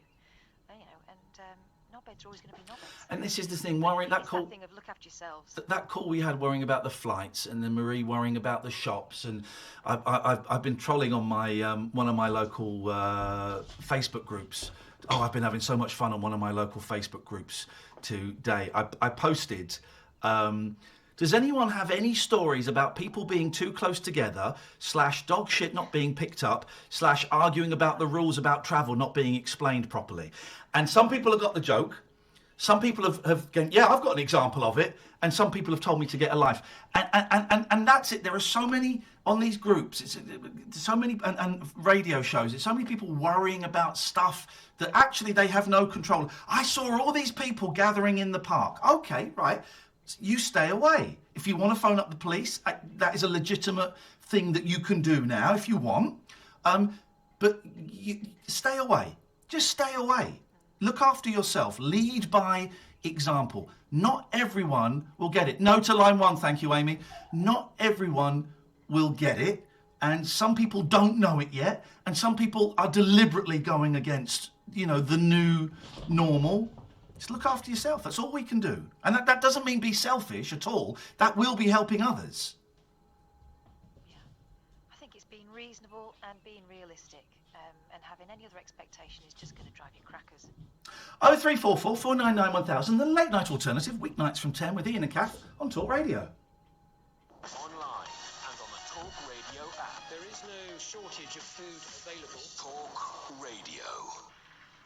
This is the sound of Otto Sergey finding you a better energy deal. No more, please, if you please. While you get on with your life, Otto Sergey constantly searches the energy market. He will let you know when you could save, and then switching is up to you. Sergey, hurry up! You better not use all the hot water. Oh, coming! Uh-oh, look. Automate your energy with Otto Yes, the Sergey. cats are fighting. Compare the market. Keep life simple. A half-price dream holiday, wouldn't want to miss that. A takeaway for free, wouldn't want to miss that. And 30 gigs data for just £10 a month on Smarty Mobile. You definitely don't want to miss that. Our Smarty SIM comes packed with 30 gigs of data and unlimited calls and texts for just £10 a month on a 1-month plan. That's why Smarty won Best Value SIM-only network in the U-Switch Mobile Awards 2020. Don't miss out. Search Smarty Mobile. Smarty. Simple, honest mobile. Smarty.co.uk. Kids, can you stop it? Stop it. 300 schemes to help bugs and bees, supporting environmental needs. 8,000 grants for local sports, and performing arts get our support. 7 millionaires every week. The nation's on a winning streak. £30 million to good causes every week. Who'd have thought it? These are magic numbers. Your numbers make amazing happen. The National Lottery. Rules and procedures apply. Players must be 16 or over. Evenings with James Whale on Talk Radio. I think, you know, people have to realise you can't go out. Stay at Thank you, Jamie. Keep connected with round-the-clock news, essential information, and expert Hey. insight. We're going to be They're paying going for upstairs this now. for what? You'll hear them come Generations to thundering come. down in a Cutting minute. through the confusion I love it. with everything you need to stay safe. It is difficult, but it has to be done. Evenings with James Whale. Weeknights from 7 on Talk Radio. Late night, Ian Lee on Talk Radio. 0344 499 1000. Maria! Hello, Maria. What have you got for us? Hello, Maria. No? What? 3, 2, 1. Maria's gone. Let's go to... Oh, my goodness. Anthony's been on the line for ages. Anthony, I humbly apologise. How are you doing and what have you got for us? That's funny, no worries. What has been your worst moment in your life, your most embarrassing moment and your best moment in your life? Hang on. Do you want to know the worst? Yeah, and the best moment in your life so far. The best moment, I can answer that. The best moment in my life was today when I discovered the cure for the coronavirus. And the worst moment was an hour later when I knocked it and spilt it all down the drain. And I hadn't made any notes. So I've got to start from scratch. What's a bummer? How dare you call me a bummer? That's homophobic. Kath, what have been your worst and best bits? What, today? In life in general. Today I cleaned up... life in general, my God, I don't know. I don't know. But I know today we managed to lock ourselves out of the house because we've forgotten what it's like to go out. No, you muppet. Yeah, we left the key in the door. Shut the door behind us. Oh, we're outside. How wonderful. Went to lock the door. Oh, we can't get our keys in. So we had to get a locksmith out. And how much was that? A oneer? Yeah. Ay. And it took him 10 seconds. Of course it did. Did he do it with that little bit of plastic? He did it with like a little hook thing he put through the letterbox. Oh. We hadn't been able to lock it. He put a hook through the letterbox and pushed the handle up. You absolute knobber. I know. What's your best and worst bits, Anthony? I've done what I locked myself at the house for a time as well, but I didn't call no key. I got it myself. I broke in the house myself easy. Yeah, okay, tough guy. All right, tough talk from a tough guy. I like that. Well, the window was open, so I got Allen key. Just put Allen key window and just window came open. Simples. Really. Simples, beautiful. Well, now we know how to break into Anthony's house. Excellent. He leaves the windows open. The worst moment, Ian, was when I was on the train going to Yarmouth. Oh, that sounds horrible. Yeah, I was on there and the door came open automatically. No, were you sat down going to the toilet? Yes. Oh, Anthony! Oh my God! That is terrible, man. I could never go to the toilet again. Oh, I'm not using him ever again in my life, trust me. There you go. Anthony, thank you, mate. 0344 499 1000. Thank you for that, Anthony. Let's go to Bill. Good evening, Bill. Good evening, Ian. Nice to speak to you. I've not spoken to you for about a year, I don't think. Okay. Where have you been, honey cheeks? No, I've been listening to you every night. I just don't phone in every night. I'd rather just All right. sit down and relax and listen to you. Me too, but... What was I going to... Pardon? What did you say, Kath? Murmuring under your breath? So he's just given us the silent treatment. What's Go on, that? it won't worth it. Go on, Bill. Yeah, I'm just picking up that slight delay, that's all. Yeah, going back to the supermarket, Ian, in my local major supermarket, every 2 metres that you walk, they've got sticky tape right across the aisles. Okay. So you actually know it's like chevrons on the motorway, for Yeah. instance. Yeah. And they've got one door where you walk in. You obviously do your shopping, pay for it, and then you go out a completely different entrance or exit, should I say. And they've got a member of staff on the door as you come in, and they've got like a clicker, like the bouncers have on the nightclub doors. And when they've got the capacity that they feel is appropriate for the supermarket, say 50 or 60, then it'll be one in, one out. Only, as my old mum used to say, only a twant hits the trolley in front. Yeah, well, that's it, yeah, I'm usually at the supermarket for 6 o'clock in the morning because that's when they open, and I'm out for 10 past. I like your style, Bill! I know where everything is. I'm usually up at 4:30, so I'm outside Tesco's. Well, I shouldn't have said that, but for about 10 to 6, and I'm back in my flat for 6:30. But I don't go to bed till your show finishes at 1, so I've got 21 hours a day to fill, Ian. Flipping it. What are you doing? Watercolours, sculpture? What are you doing? It's difficult, really. I sit at the front door and just get some fresh air, listen to the radio, obviously. I like listening to James and yourself and one or two during the day. But it's very, very difficult, Ian, really. Obviously, I'm going for a walk when I can and stuff like that.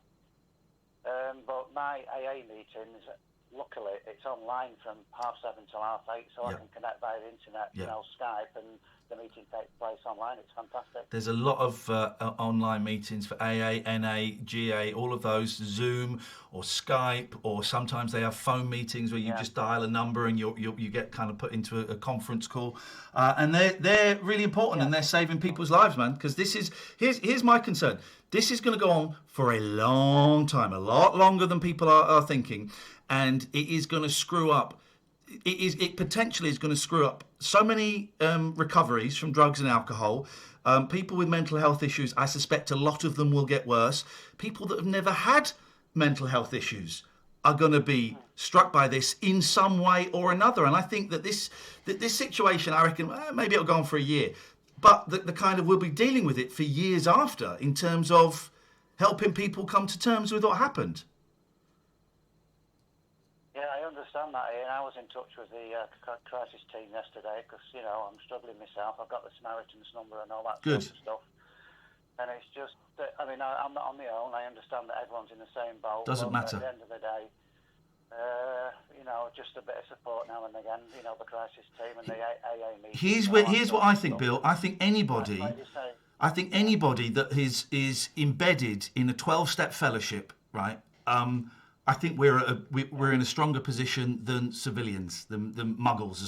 We are in a stronger position because we have a support network around us, and we are used already to talking about how we feel, and we have learned to, when we feel bad, to share it with people, and we've got the 12 steps to help us and all of that. And I think people that haven't got 12 steps at recovery, I think that they are potentially at a mental health disadvantage compared to us. And I feel blessed by that, genuinely.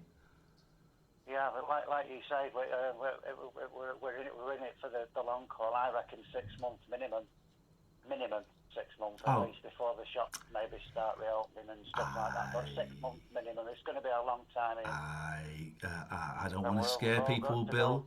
I don't want to scare people, but I agree with you. I agree with you completely. This is going to go on for a while. Bill, thank you. Take care of yourself, mate. Keep coming back. 0344 499 1000. Catherine, I'm bored of my voice. Why don't you say hello to Connor? Well, because probably Connor's going to hear me 5 minutes down the line. Hello, Connor. Hello. Hi, how are you keeping? I'm keeping well. I'm keeping relatively well today, considering my whole family's been ill, but not luckily with the virus. They've all been with a tummy bug. I'm the cook in the house, so I guess I'm the first suspect. But yeah. And you're fine, right? I'm fine. Apparently, I have the iron gut in the household. But yeah, I was calling in because I was going to talk a little bit about how I see things like you were talking about a little bit earlier about how people are always looking at other people going, oh, I think they should be doing this and that and stuff when it comes to shops. One thing that I've noticed, particularly in our local area, is people have been becoming increasingly disgruntled about queue jumpers because everybody has to queue to get into a shop now, don't they? And it's been becoming increasingly a case of where people are turning around to the person 2 meters behind them, of course, and having an natter about how people in front of them have pushed in front of them or pushed in front of everyone. And we just today had an incident where someone tried to do that, apparently got into an altercation and a fight with a security guard and is now going to jail for a few weeks. What? I know. It seems crazy that... And the thing is, I don't know what... The first thing that comes to my mind is either... What would possess you to try and get into a fight over being further up front in the queue? And then the other part of me is, well, why would you be so desperate to jump the queue in that situation? Seems crazy, but they apparently attacked the guard, and if my memory serves me right, I think they even bit them on their leg or something like that, which is scary in times like this. Yeah, it's well, turned into animals. I'm guessing. I'm trying to put myself into their head, and obviously what they did was awful. And if they bit someone, flipping it, they need to have a word with themselves. I guess it's motivated by fear. What do you think, Ian? Well, no, because Catherine, you have been with me several times where in the past, before the global pandemic, when I've almost got into fights about queue jumpers, because I hate those people. In a normal situation, I've nearly kicked off and got violent. So I could kind of understand it. Yeah, I mean, I've had a go of people who were pushing in earlier this week, and the problem is that at that point, I guess people were kind of not worried about it. They were kind of just thinking, oh well, someone pushes in a few spaces ahead of you. What's to worry about? But it seems like people are getting more and more agitated about, well, what you would think would be traditionally British things like queuing. People are getting more agitated about all these rules, and initially I was. Sorry, I need to interrupt 1 second. Amy, is the news live? No, it's not. Thank you. Carry on. Sorry, I just wanted to make sure we didn't miss the news. Sorry, carry on, Connor. I do apologise, mate. No, that's absolutely fine. No. I mean, I was initially on the side of the kind of like, everybody should follow these rules. You should be following these rules. But now, like, as things go on, I kind of, especially with what the police have been doing, making themselves look a little bit silly recently. I worry that, is it going too far? Are we getting to the point where both state-wise and socially, people are getting a little bit too aggressive in the enforcement of these rules? And I mean, I say that as someone who thinks this lady was a bit silly to try and jump in the queue and to get into a fight over it, for all things. It's one of the best episodes. I know you've not really. We want to be told what to do. I know you've not really seen many Seinfeld episodes, Catherine, but one of the best episodes is when George parks in what they call in America a handicap bay. Have you seen that one, Connor? No, I haven't watched much of Seinfeld. Oh, it's a great episode. He parks in, they call it a handicap bay over there, and he doesn't have a blue badge or anything like that. And Jerry Seinfeld goes, well, you can't park there. It'll be fine. I'm just going in the store for 20 minutes. And he comes back, and there's a guy, there's two people stood there going, well, this is disgusting. When this guy comes out, I'm going to tell him exactly what I think of him. And he's like, oh, God, I can't. So he kind of steps back. By the end of the show, a whole mob has turned up with flaming torches. They've set fire to his car, turned it upside down. And it's, because and it does feel like there is an element of that around people wanting to enforce these new rules and all of this. I don't know. It's I don't know, man. It's a weird time, and I think we are all going through a learning process, and some people don't give a toss about the new rules, and some people are taking them, very much to the letter, which is odd because the new rules are actually quite vague. And some people, like me and like you and like Catherine, we just want to do what's right and what's safest, and that's it. And if it means standing 2 meters apart, I'll do it. If someone wants to jump in the queue, I might call them out, but I ain't going to get into a fight about it, and what I was saying to the other calls, we just have to lead by example, and we just have to do the best that we can, really. It's a weird thing. Connor, I've got to go because I'm late for the news. Thank you. 0344 499 1000. This, dear listener, is the Late Night Alternative, weeknights from 10 with Ian and Kath on Talk Radio. Talk Radio. Thank you, Amy. If you're trying to book a British Sorry, I didn't reply. No, it's all right. I'm going to go and get a Coke from the fridge. Keep your home working. We'll prioritise those who are most vulnerable. So if your boiler's playing up, please check out our troubleshooting tips online. As it might be something small you can easily fix yourself. Such British Right, gas, YouTubers, honestly, This is a vital update about coronavirus. how does this sound to you? How does it feel to you? Anyone can spread coronavirus. Only leave your home for the following reasons: to shop for basic necessities, to pick up medicine, to travel to work if you absolutely cannot work from home, to provide care to those who need it, or to exercise. Always stay 2 meters apart. Do not meet others outside your household, even friends and family. Stay home. Protect the NHS. save lives. Are you thinking about investing but not sure where to start? At Times Money Mentor, we offer expert financial guides, real-life stories, and independent Sounds product okay? reviews to help you make the right financial decisions for you. The current tax year ends on April the 5th, which means you're running out of time to invest up to £20,000 completely tax-free with a stocks and shares ISA. Find the right ISA for you with Times Money Mentor's independent product reviews. Visit thetimes.co.uk. Okay, but I'm talking more about the last week when we were streaming on YouTube when Kath was there, that we haven't used that mic where it peaks for a week. You're not really noticing. You can hear the callers. Great, thank you, Kaz. You're not really noticing the delay, £75 Gaffers. million on bringing home tens of thousands of Britons who are stranded because of coronavirus. Foreign Secretary Dominic Raab says they're partnering with airlines to help and will charter special flights when commercial ones aren't available. We've not faced challenges like this in getting people home from abroad on this scale in recent memory. So international collaboration is absolutely vital. Under the arrangements that we are putting in place, we will target flights from a range of priority countries starting this week. But Labour's Emily Thornberry has told Talk Radio the government has not gone far enough. The problem is that there's absolutely no detail. And to a certain extent, you know, they're really just saying the same thing as they have been since day one, that they're going to keep the airports open, that they'll use some charter flights if they need to, and they're going to work with commercial airlines. 180 more people have died across the UK after testing positive for COVID-19. It means the total is now more than 1,400. The government's chief scientific advisor, though, has praised the public after figures revealed huge drops in public transport use. Sir Patrick Vallance says hospital admissions for the disease are not accelerating dramatically. That's gone up pretty much the same amount each day for the last few days.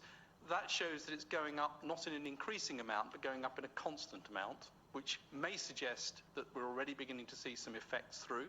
Glasgow's the latest UK city to start work on a huge makeshift hospital. The facility at the SEC Conference Centre will care for up to 1,000 patients. A further 800 deaths have been confirmed in Spain, the country holding a minute's silence for the victims. Meanwhile, New York's governor has warned the number of deaths in the state is already staggering. 1,200 people have died there. And Andrew Cuomo's made an appeal to healthcare workers across the US. If you don't have a healthcare crisis in your community, please come help us in New York now. We need relief. A 1,000-bed Navy hospital ship has docked in New York City to bolster the beleaguered healthcare system there. In other news, a murder investigation. Hello? A family of 4 were found dead in Hello? West Sussex. How are you? It's Rebecca. Has more. Hey, Rebecca! How are you, my love? After receiving fine. How are you guys coping? Yeah, good. All very, very weird, but it's good. How are your kids? Are they safe? Of 2 children and 2 adults. We are all saved by grace. Good. Look after yourself. I worry about you having to clean everything. Look after yourself, won't you? No, I know. I will. I do look after myself. It's so nice to hear your voice. I thought something had broken and. It's lots of love to the kids. I miss you guys. We miss you too. Hopefully we'll see you really soon, but you keep safe. Very soon. Thank you, Rebecca. Thanks for saying hello. I really appreciate it. That's so kind. All right. Bye. Bye. That's Rebecca, one of the cleaners. I love her. She's such a nice woman. Radio. Late night. Ian Lee on Talk Radio.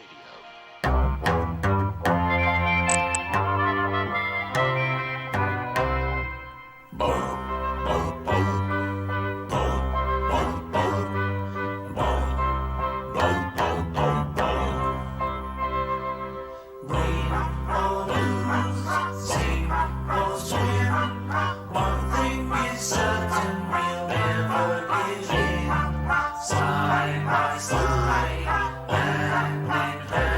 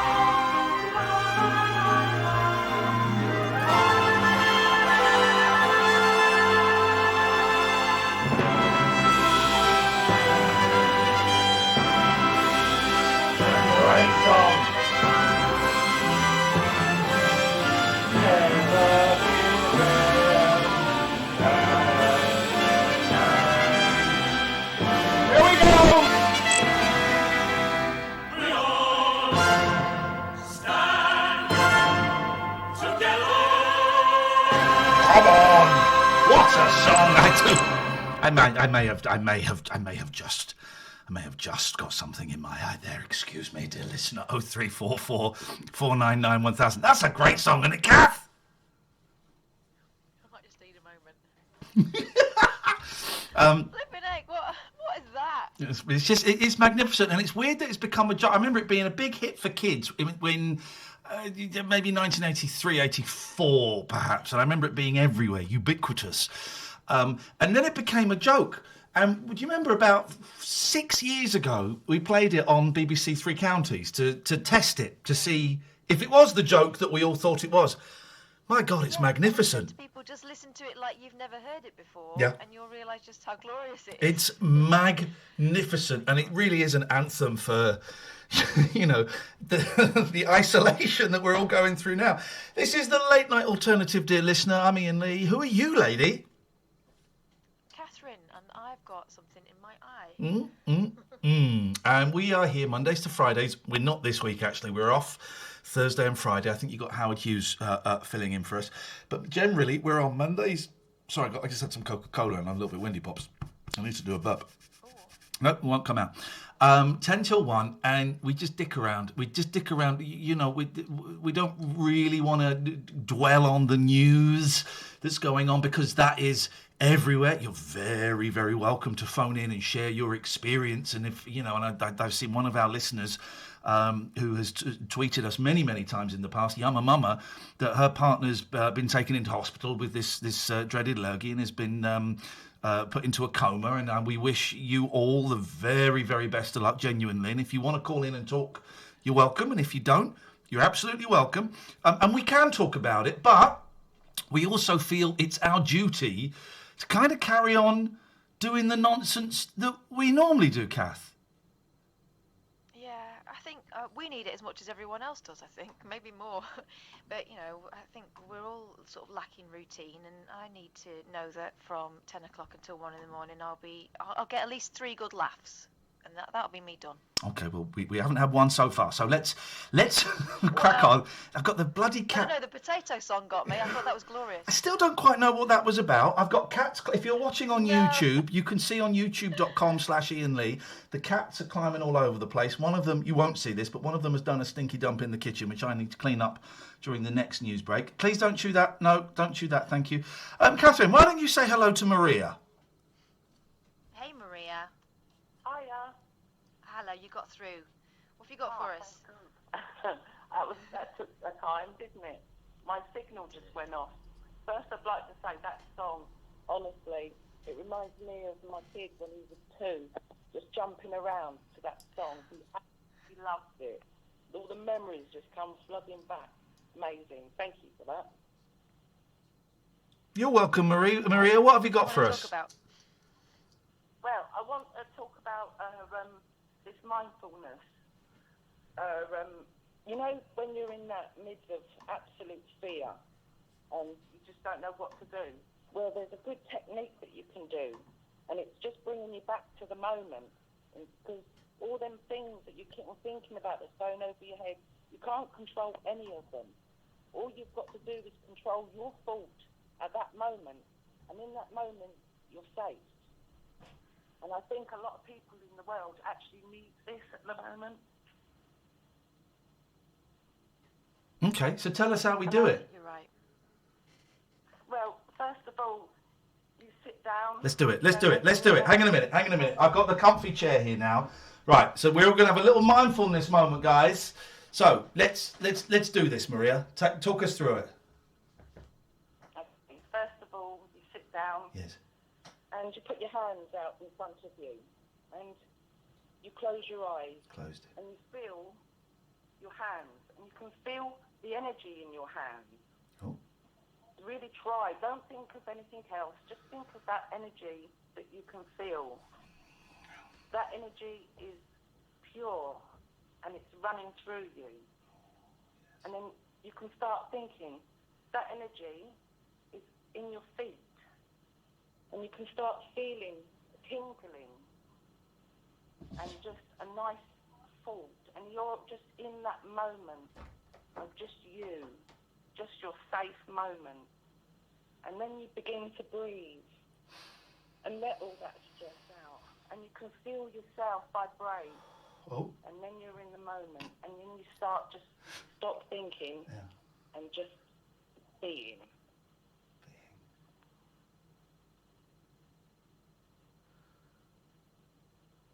And let everything just flow out of you, all the fear. Because you're safe. In this moment, everybody is safe. And that's it, really. Can we go back to the vibrating bit, please? Do you know what? That's wicked, and that's dead simple. I had a thing with one of my 8-year-old Maria phoned me up today, and he was a little bit hysterical because it doesn't really matter why. He was a little bit hysterical, but it was about something that could be sorted out very, very easily, but I couldn't get him to calm down. And did you just slap your ass, Catherine? It wasn't me, it was Maria. Okay. And I did this really simple thing that I learned on a podcast, the box breathing thing. I said, all right, we'll talk about the problem in a second, but first I just want you to do some breathing with me. And it's a simple little exercise. You breathe in for the count of 4, you hold it for the count of 4, you breathe out for the count of 4, hold that for the count of 4, and you do that a few times. And the change was instant. We did it around 2 or 3 times, I think, and he calmed down. He was still upset. But the kind of hysteria had gone, and I was able to say, right, okay, explain the situation. Right, do you think I'm angry about that? Because I'm not, because this is what we can do to fix it. Boom. And it made such a difference. And it's a similar thing to what you were doing. It's just forgetting about what you've done, forgetting about, to stop trying to imagine what's going to happen, and just being in that second. Just being in that second. That's exactly it. And then everything dispels, all that bad energy, because your mind can destroy you. You know, it really can. It just takes you. I mean, I feel so sorry for these people that have got mental health issues at the moment. I mean, but, you know, there are techniques out there that they can use. Just so, you know, there's a great man called Eckhart Tolle. I bought a book on here. I bought one of his books a while ago, and I haven't read it. I'm gonna read it. That's tomorrow's book.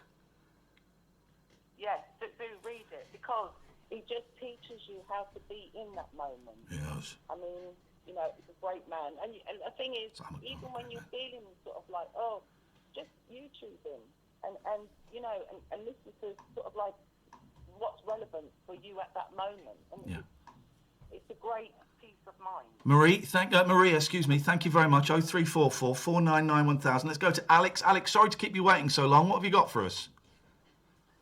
That's all right, mate. Hello, Ian. Hello, Catherine. I hope it can help.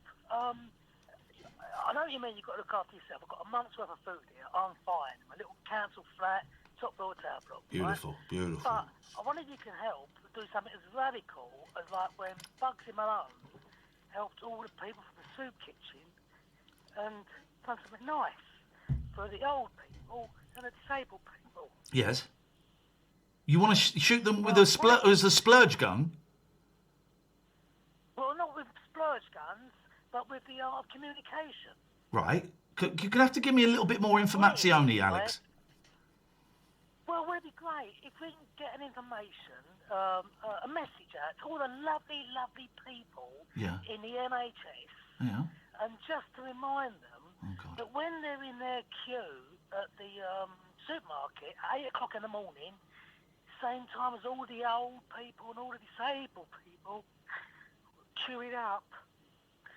Do you think that the NHS people can see all the old people queuing up? What?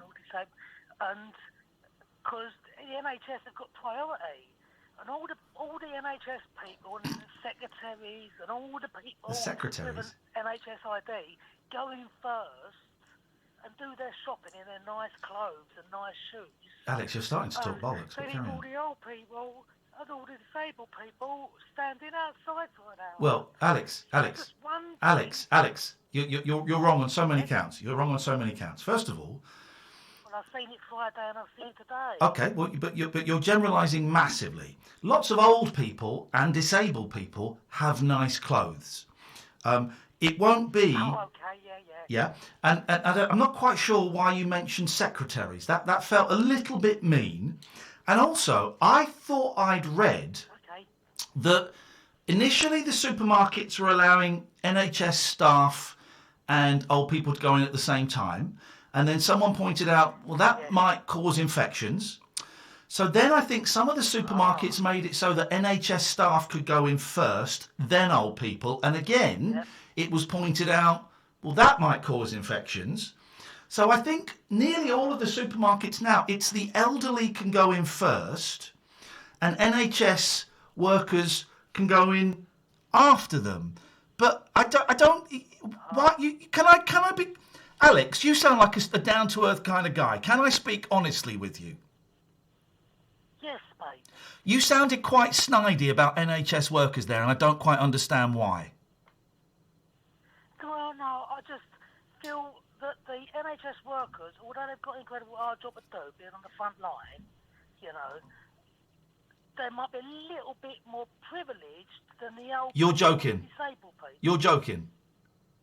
You're joking, right? Well, if you're disabled, well, I just... They're risking their lives, Alex. They're risking... Alex, they're literally risking the lives of themselves and their families. Yeah, in the hospital, you know, I mean... Yeah, they're risking their lives. In the hospital environment, we're talking from the porters Yeah. and the secretaries. I don't know why you keep mentioning secretaries. They're literally risking their lives, Alex, for about 20... Some of them are on like 26 grand a year, and they could die. Or they could carry the virus and take it home and kill someone they live with. So I don't understand your tone. Yeah, elderly and disabled people are struggling, right? Struggling, of course they are. And it's awful. So I just thought... No, your thinking's wrong. We should get a message out to the people who are paid to care. If they're walking past people that have to stand outside in the cold with no seats for an hour, waiting for the... Alex, your premise isn't true. But perhaps the NHS people could just ask the security, say, can we all go in together? No, because it's a health... Alex, I've explained it to you. It's a health risk. Yeah. It's a health risk. Oh, shit. So here's the thing. You've got a month's worth of food. Why don't you go and find the old people on your floor in your block and see if they need any of it? See if you can share any of it. Again, we have to stop worrying about that. We have to stop worrying about the macro and we have to focus on the micro. We can't worry about the big problems. They're out of our hand. But you can worry about the two people in the two flats to the left and the two flats to the right. That's what we need to do. Okay. Well, okay. I mean, what it is... Don't repeat it. A phone test goes to his office... Don't repeat it. ...on Tuesday, on Friday, and...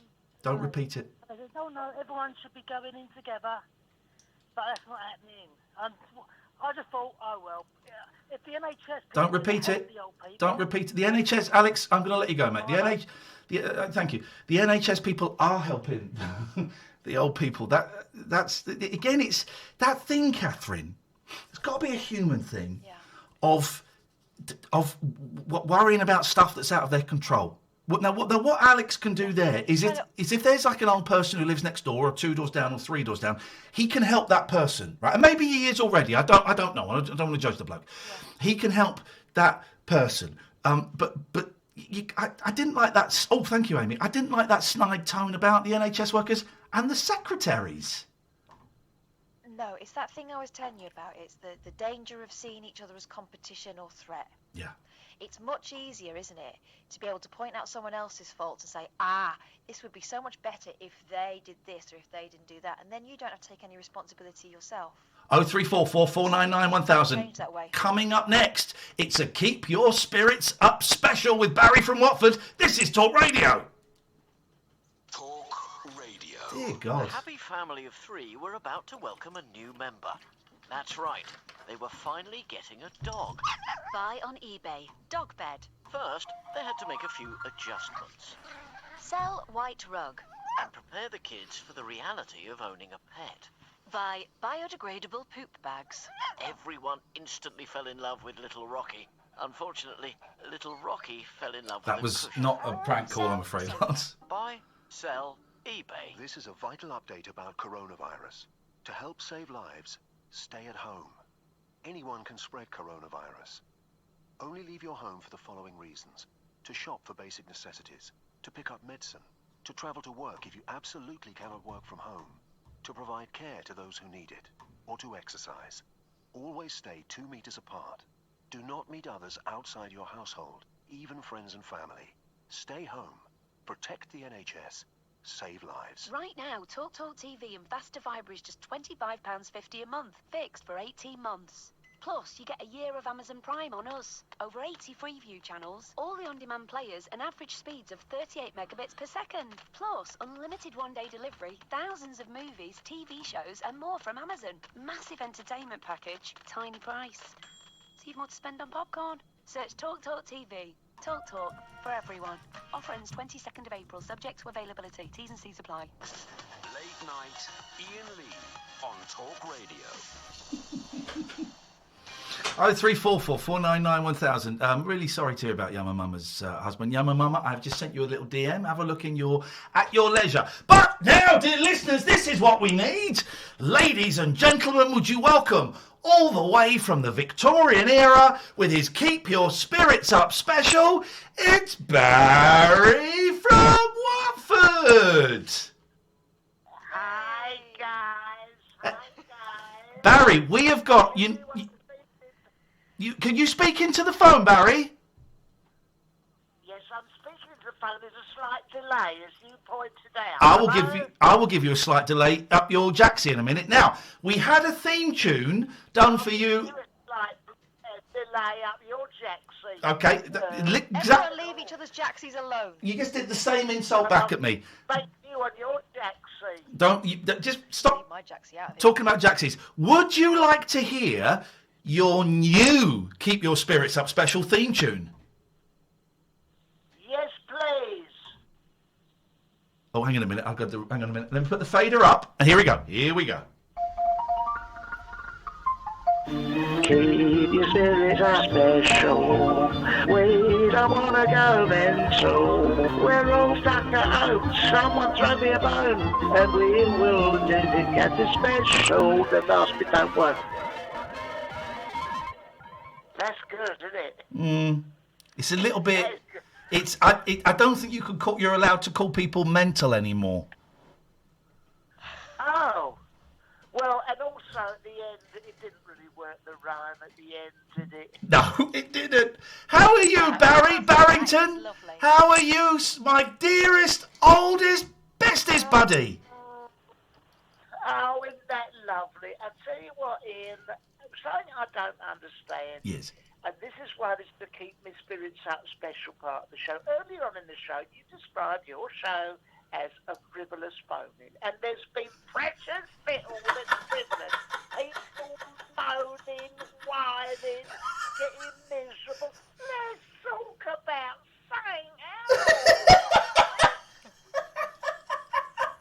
and in the spirit of keeping your spirits up, yes. This is what I'm going to do. I want everyone to imagine a lovely party. Oh, yes. A lovely party that I'm going to have round my house, and each and every one of you is invited. Oh. Cocktail sausages on sticks, pineapple with cheese, punch, sausage rolls, pies, pasties. We're living in a ginster's paradise, in the words of Coolio. But I'll tell you what we can have, and we can have the guest of honour to cut the rope, and not cut the cheese, I hope. Mr. Ian Lee will be there, and I wondered if you could do it. I can put you in the diary as the guest of honour to open the après-COVID party. Well, après-COVID. When are you thinking of doing this, Barry? When it's over. Okay. I mean, Oh, no, you're not available. You don't even know. I got a feeling I might be busy, Barry. July. Busy. August. I actually am busy in August. All right, September. That's unlikely because the kids go back to school. No. Let me tell you something. make fun. I made you. I made your career, right? I rescued you from so many radio stations, and you won't even come. And I've got all sorts of old ladies in this place where I live who'd love to meet you. Right, first of all, I am a multi-award-winning broadcaster. The I know. I earned the awards for you, mate. No, you didn't. You won us a silver. A Sony Silver for a filthy story about my Margaret's diary and someone licking her brown derby at the Wimpy Bar. Yeah. Right, so that was a silver. Since then, since I ditched you, I've won gold. Right. Gold. All right, Minty Biscuit. But everyone goes, oh, Robert Downey Jr. Minty Biscuit, I get no credit for because everyone goes, oh, Barry from Watford is funny. No one mentions me. No, I'm the Ernie Wise of that call. No one notices the skill. You know what they say, Ian? Go on. They go, oh, this is the most Alan Partridge thing I've ever heard in my life. They don't realise you're doing a They thing. take the pee out of me. I wish Minty Biscuits didn't exist. I know. They didn't know that you and I knew each other, did they? No, but Robert Browning Jr. can kiss it. The old Robert Browning Jr. the poet. Robert Browning Jr. Yes, he can kiss it as far as I'm concerned. He can kiss my butt. By the way, how quickly can one show go from highbrow to lowbrow, literally in a sentence from Barry from Watford? Sorry, but if you are unavailable, maybe I'll invite some other celebrities to cut the rope. Robert Browning Jr. To cut the and rope? Barry Court. Barry Court is dead, and you know it. Sorry. Why are you going to have rope there? What kind of party is it? Not a rope, but the ribbon. I declare this anti-COVID party open. And with that, Pat Sharp or someone steps up the decks. Aga, do. Ian Lee is on the deck. Aga, do. How much are you paying? Four better cakes to the left, to the right. Well, it's for charity. Right, well, what charity is it for?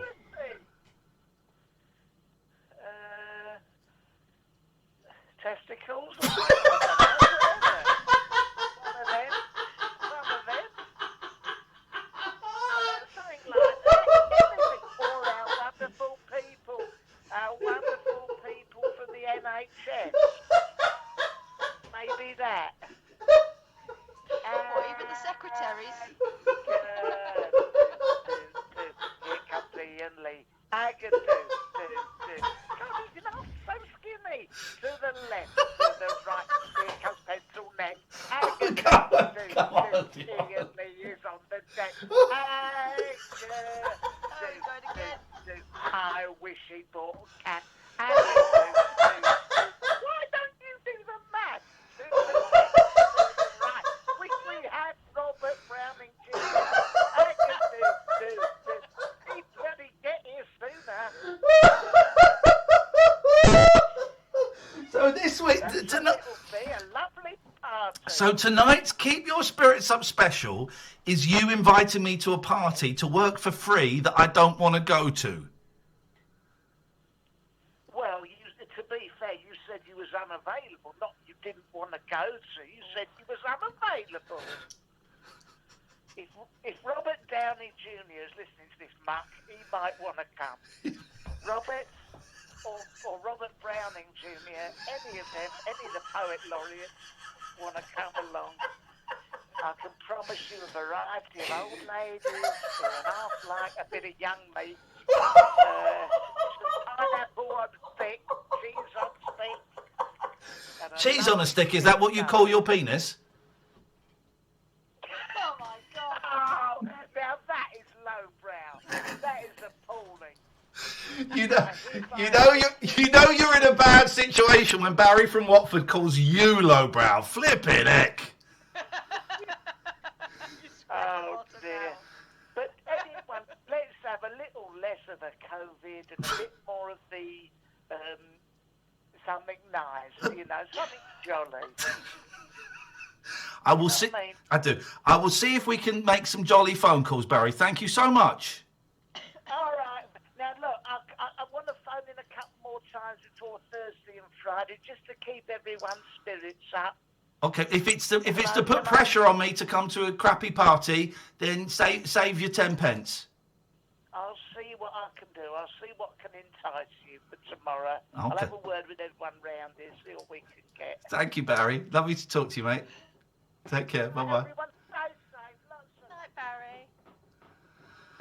I hate it when people ask me to do charity stuff. Testicles. It's for testicles! I think testicles are pretty much sorted now, aren't they? That is a charity close to your heart, isn't it? No, it's nowhere near my heart. There was I've been watching Brooklyn Nine-Nine because we kind of saw half an episode and I quite enjoyed it. And I did in the last 2 days I've done I think about 15 episodes. And it's all right.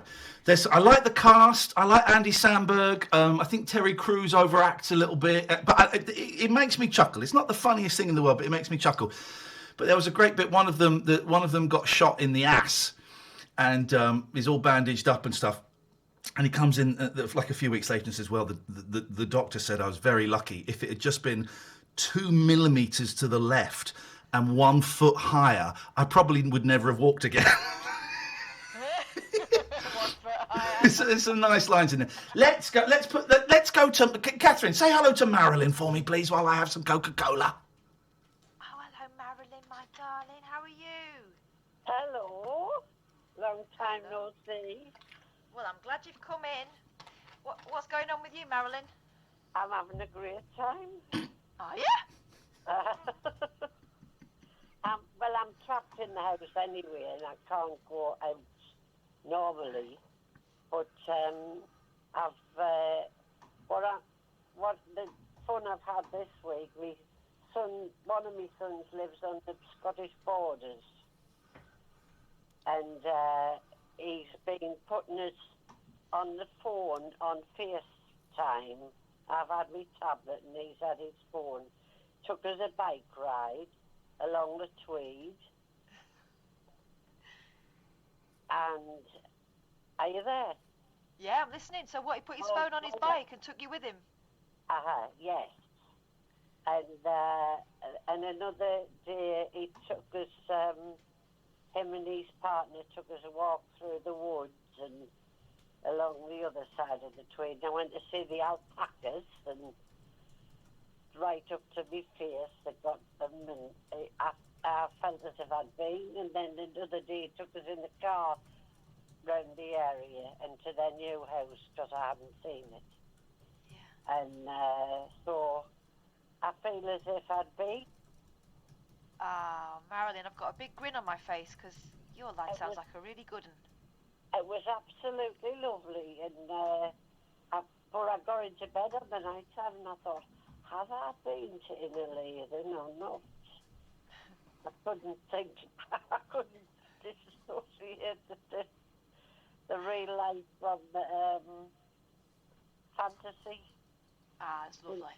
That's really lovely. It was really nice, and I saw just nice little things in the day. I keep myself cheerful.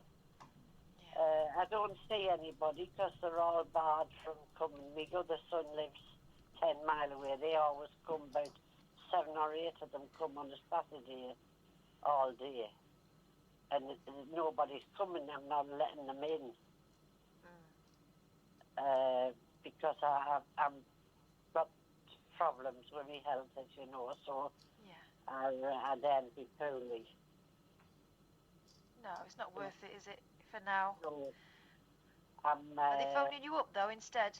Oh, I have, and they're all on, one of them's away at university, and the other's at home, and they all come on FaceTime and the phone and what have you, so I'm never off the phone.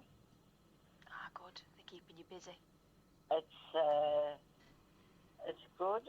I mean, I'm worried about everybody, but it's it's really nice to go around that beautiful countryside up there and think I've been there. I was saying to my other son, I was thinking, I hope our Graham hasn't got that virus. And I was thinking, because I can't get it off him by getting on his bike. No, I don't think so. Especially as you're probably sitting on the handlebars, so you're facing the wrong way anyway. You reminded me of a story we're going to do. Marilyn, it's so lovely to hear you. Thank you so much. 0344 499 1000. That's reminded me of a story from the only newspaper I read in the last 2 weeks. Well, we'll do that in a second. We've got David, we've got Dean, we've got Alistair. This is the Late Night Alternative, weeknights from 10 with Ian and Kath on Talk Radio. Online, on DAB, and on the Talk Radio app. People must stay at home. Talk Radio. Martin here runs his own building business. He's got a tool for everything. Nail gun for nails, screwdriver for screws, and QuickBooks for finances. QuickBooks Smart Scan makes doing his tax return easy, automatically checking for the most common errors. Save up to 60% for the first 6 months. Offer ends 9th of April. Visit quickbooks.co.uk for details. A nice weekend, a nice walk, a nice relax on the sofa. Is nice what you really want, or is nice not satisfying you? You're always thinking, can I do more? Life as an RAF reserve could satisfy that urge. With life-saving mountain climbing, truck driving, helicopter flying weekends. So when Monday comes and Jackie asks what you've got up to, you can say you've had more than just a nice weekend. There's a role waiting for you right now. Search RAF Reserves. Find your force. Are you thinking about investing but not sure where to start? At Times Money Mentor, we offer expert financial guides, real-life stories, and independent product reviews to help you make the right financial decisions for you. The current tax year ends on April the 5th, which means you're running out of time to invest up to £20,000 completely tax-free with a stocks and shares ISA. Find the right ISA for you with Times Money Mentor's independent product reviews. Visit thetimes.co.uk/Money Mentor today. Talk Radio. Keep connected with round-the-clock news, essential information, and expert insight. This is an unprecedented step in peacetime. Keeping you right up to date, even when you're locked down. We all stand together. Online, on DAB, and on the Talk Radio app. Talk Radio. Late night, Ian Lee on Talk Radio. Evening, dear listener. You can watch me flying solo on youtube.com/Ian Lee, except I'm not quite solo. I've got a very fancy neon sign that I treated myself to. The postage costs more than the actual bloody sign. But one of the cats, and I can't quite see, I think it's Pat's. Pat's is sat in front of it. Thank you, Patty. People can't get the glory of it because you're in the way. Hello, Catherine Boyle. Hello. You're right. This is weird, isn't it? It is weird. It is weird. No, yeah. It's an unusual way to work, but I think it's working all right. I think we've had some good old calls and some rubbish calls. I thought Barry was a bit aggressive. You shouldn't ask someone. Never ask. Robert Brownie Jr. Never ask someone to do a charity event in front of other people. It's like proposing on the Jeremy Kyle show. It's not fair. It's not fair. Especially one that's in aid of testicles. I think testicles... David, are testicles pretty much sorted now? What do you mean? Well, are they... Barry wanted to raise money for testicles, but I think testicles are pretty much sorted, aren't they? I don't know. I ask a testicle specialist. I thought you were. We were. High five, Cass. High five. Yes, man. Well, I was just waiting for him to insult a bloody religion. Anyway, right. I've got What's your beef? David's in a bad mood. David's beef is his mum hasn't let him play Call of Duty with me for the last 2 days. No, it's been mummy time, hasn't it? Mummy time, mummy. Would you like tea in? Mummy, would you like tea in bed, mummy? Mummy, would you like a foot rub, mummy? Mummy, I love you so much. Mother wouldn't let me play with the big boys. Mummy won't let me play Call of Duty. It makes me violent. I get aggressive and I throw my beans across the room. I make rude. If I play too much Call of Duty, I make swear words with my alphabety spaghetti. Right. Oh, David. You gonna let me talk? I will let you talk now. David, I'm going to give you... let me get the timer. Hang on a second. Let's get the timer because you want to talk. I'm going to let you talk. I'm going to let you talk uninterrupted. So hang on a second. We go to stopwatch. I'm going to give you 60 seconds. Is that enough? It was too much. Okay, well, I'll give you... Okay, well, you've asked for time to talk. I'm giving you 60 seconds of prime national radio airtime. Dean and Alistair, stay there. I'll come to you soon. 60 seconds of prime... To buy this in an advert will cost you thousands of pounds. You've got it for free, David. And me and Catherine will be quiet for the 60 seconds. Your time starts...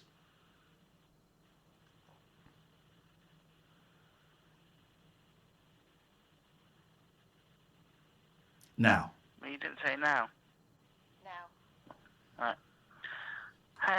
Well, the reason I was ringing in was to say that I'm sad because I'm never going to be able to watch The Tiger King with fresh eyes. That was the basis of my call, and we were going to talk about it. But seeing as though you're giving me this platform, I'd like to say, hey, ladies, if you're looking for a single guy who would like to have a fun and party in the multi-Rotherham area, you go no further than to look at David L. Babcock. What I got to offer you is a regular timekeeping. I've got lots of stationery, and storage is immaculate in my bedroom. So what you got to miss? David Babcock. I give good kisses and cuddles as well. So if you want to kiss me on the cheek, then you've got to say, and I speak. Shoes are a fantasy of the man. If you got stilettos or things like that. Well. Time. David, you're finished. And I think maybe in more ways than one. Blimey, that was a lot we learned there. Wow, we learn something different every day about your perversions. It's not a perversion. It's not a perversion. It's a fetish. All right, a kink. A kink. He's a kink. Okay. So what's happened to the mother of your baby? Let's have a look.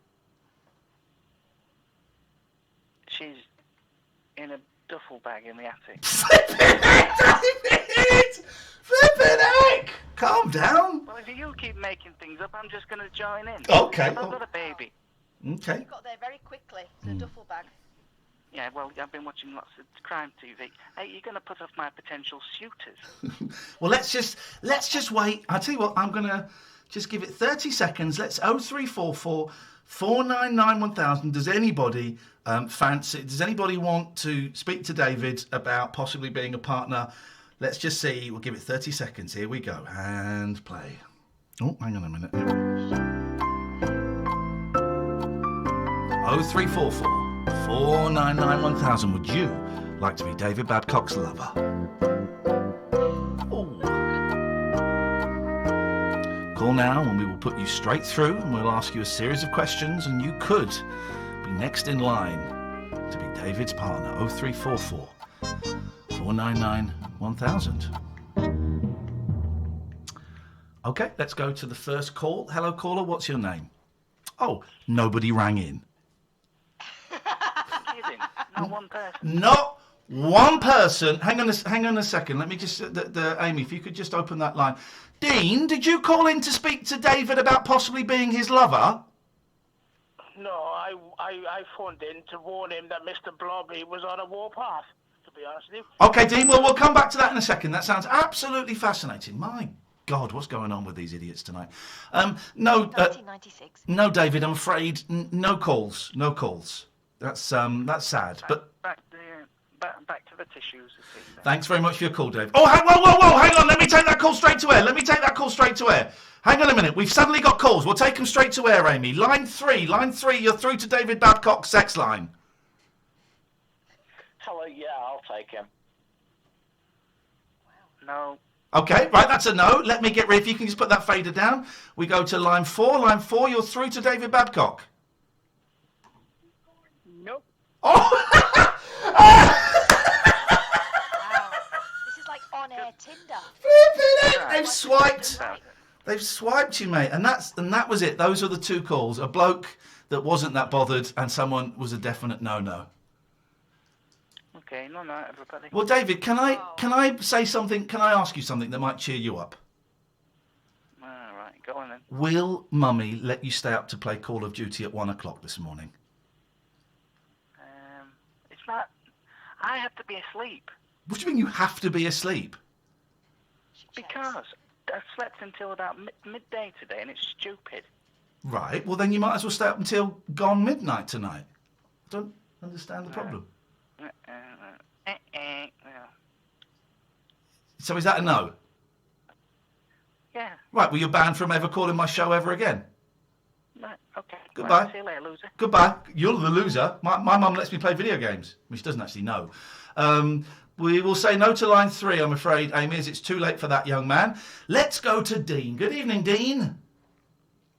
Good evening. How are you, Ian? All right, mate? I'm I've got a blinding headache and a really stiff neck. Well, can I be honest with you? I'm really struggling, to be honest with you, with this Go on, mate. POV thing. Go on, what's happening? I suffer depression, right? Yeah. I suffer anxiety. I've been in hospital about 5 or 6 times because I did try to take my life. Right? Yes. Now, what's going on at the moment is I'm struggling to do my 1 day a walk a week. Yeah. And today I had to go and get my medication, and I really, my anxiety was through the level, and I struggled to I couldn't go out, Ian. I really couldn't go out, and this is where I'm at the moment, and I just want to speak to somebody. You're speaking to us, mate. Why couldn't you go out? Because of social distancing and where I am, nobody's really doing it, if I'm being honest. Okay. People are really taking the mick. And I had to go to the chemist today. They won't deliver because obviously there's people out there who need it more than me. So I have to go out there, yeah? Yeah. And Ian, I'm struggling. I'm not going to start crying on your show. I'm not. But if you cry, we might win an award. Really. We might win an award, Dean. We'll cut this bit out where I'm telling you to cry, but you might help me and Kath get another award. Well, bring me back tomorrow and I'll cry at 10 o'clock. Right? Go on. I'm but teasing. you understand the score. I totally understand I can wake up in the morning. I'm all right. But by 2 o'clock, I'm in tears. Yeah. By 3 o'clock, I can eat something. Yeah. By 4 o'clock, I'm a mess again. Yeah. And this is what I'm at. And when I'm watching these messages, I've just recently got divorced. I'm all over the place, pal. I just don't know what's going on. You've gone for the double whammy, the divorce and the global pandemic. My God. When you say these messages, what messages? When you go out for your once a day walk, do you know what I mean? I'm struggling to leave the flat because obviously, you know what I mean? I can get my the once a day walk where you're allowed to go out. Yeah. That is why I'm struggling to go out. I won't go out because I'm like, the anxiety. Come on, you know the score. Yeah, you know? I do. Are you watching the news or listening to the news at all? Well, I'm listening to this radio station from about 6:30 in the morning right through till my battery runs out at night. May I make a suggestion that's going to sound weird? No, of course, go on. Don't listen to it. Switch it off. And I'm not joking. Well, switch it off because. What can I do? Because I got nobody else there, have I? No. Dean, I've got suggestions. Don't listen to the news. Don't listen to the phone-in shows. As much as I respect, Julia and Mike and all those people, and they're doing great work while this is going on. For people like you and me, and for a lot of other people, it isn't going to help us. Okay, so I have now stopped listening to the majority of phone-in radio, which breaks my heart because I love it. What I'm listening to, I'm listening to podcasts. Found some great podcasts that I didn't know about before. I'm listening to Radio 4 Extra because it's like old comedies and old dramas, and some of them are crap, but it's people's... I don't really care about the content. What I want to hear... I don't like music radio very much. What I want to hear are people's voices. I want to hear people talking. And it doesn't matter that it's an old comedy from 1962. It doesn't matter it's a drama from 1993. I just want to hear people talking. And I want to hear people talking. I love listening to the Army. Great. Well, then great. Then 4 Extra is great. I also want to hear people talking from when the world was normal, from before this happened, okay? I want to hear people talking about making love and going to the shops and going to restaurants and being in pubs, and I want that normality. Do you know the radio station 4 Extra? To be honest, no, I've never heard of it. Right. But I will look it up. Look it up. It's basically, you've got BBC Radio 4, and then you've got BBC Radio 4 Extra. And on 4 Extra, it's mainly old comedies, old dramas. That's it. They don't do any of the kind of the heavyweight news stuff that you get on Radio 4. It's just old stuff, and it's great. It is great. You might find some stuff that you like. You might get some stuff that you heard when you were a kid. You might find a load of old crap on there. But it's just different from having people, experts on talking about coronavirus, people phoning in talking about coronavirus, news report. There's nothing we can do about it, Dean. You know what? How old are you, mate? No. 44. Right, same age as me, a little bit younger than me. We're going to be all right. You and me are probably going to be all right, physically. Probably. Got no guarantees. But To be honest with you, I think... Can I be honest with you? Go on. I think I had this in December. Yeah. Because I had a nasty sore throat in December. Yeah. I had like, I couldn't taste my Christmas dinner. There you I was go. all over the place. And this is when I was living in Yorkshire. But Yeah. I put it down to her cooking. Yeah. Yeah. But, There you go. There you go. And I think I might be coming out of it now. I don't know. We have no guarantee. You and me, mid-40s, we're going to be all right physically. It's just everything else is completely screwed up and is weird, right? Don't listen to the news. Don't listen to it. Maybe check in. If you feel you need to, maybe get like 5 minutes of news once a day. It's not changing much. It's not, the great news is things are slowing down in Italy. That's the good news of the day. And their numbers are dropping, which is great. But any more than that, it's going to drive you, particularly if you've got anxiety like I have, it will panic you. And you don't need to be panicked. And what I've seen you doing, I think it's absolutely amazing. And I just want to give you a big shout out for letting people like me have an opportunity to speak. And obviously, I'm like starting to lose my cry, but I'm 44 and I'm crying. Dean, did you hear? We had a caller earlier on who did a little meditation with us. Did you hear that?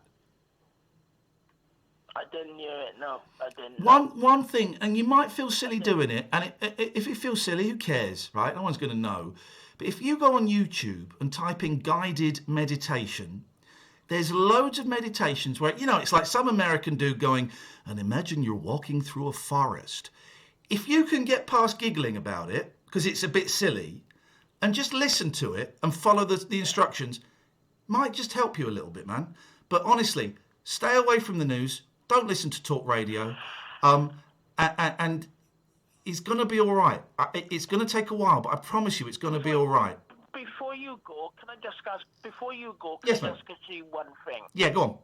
Does this dry heaving thing stop? No, the dry heaving, will it? Because I'm not, that is what's getting my nutting in the morning. When I first wake up in the morning, I'm waking up, and I'm getting the dry heaving, and I'm getting it's the anxieties. It's horrible. I think I mean? if you do a little bit of meditation, that will help. And if it gets too bad, you can call 111. If it gets too bad, you just need to calm down a bit, Dean. You're just getting a little bit too upset. Just calm down a bit. You're a good man. You've got this. And I know exactly what you're going through. I had it over the weekend, and I will have it again. But right now, I'm talking to you, and everything's all right. Everything's all right this very second. And that's all that matters. That's right. You're a good man, Dean. Why don't you try and give us a call tomorrow or Wednesday if you can? Do you know what? I will take these tips on board, and I will I will.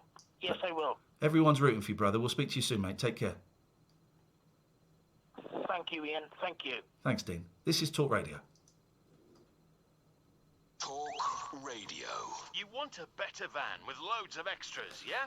So how about a great van nice with guy. a comprehensive 6-month, 10,000-mile warranty and 6 months roadside assistance, all included in the price? Hey, let's add nationwide delivery for £99 and a price promise too. Who would offer all this? What's that coming over the hill, Van Monster? Nice guy. Yep, that's who.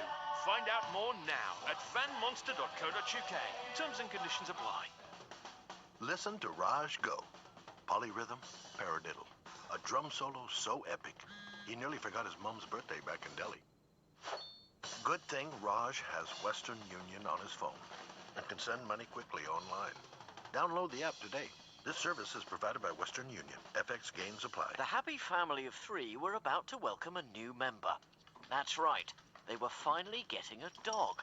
Buy on eBay. Dog bed. First, they had to make a few adjustments. Sell white rug. And prepare the kids for the reality of owning a pet. Buy biodegradable poop bags. Everyone instantly fell in love with Little Rocky. Unfortunately, Little Rocky fell in love with a cushion. Sell sofa. Buy, sell, eBay. Across the UK, online and on DAB. Talk Radio on the Hour headlines. I'm Russell Hargreaves. The Foreign Secretary has announced plans to rescue tens of thousands of Britons still stranded abroad because of coronavirus. Dominic Raab has promised to make £75 million available and charter aircraft where necessary. He's also had this message for those who can still get home by themselves. Don't wait. Don't run the risk of getting stranded. The airlines are standing by to help you.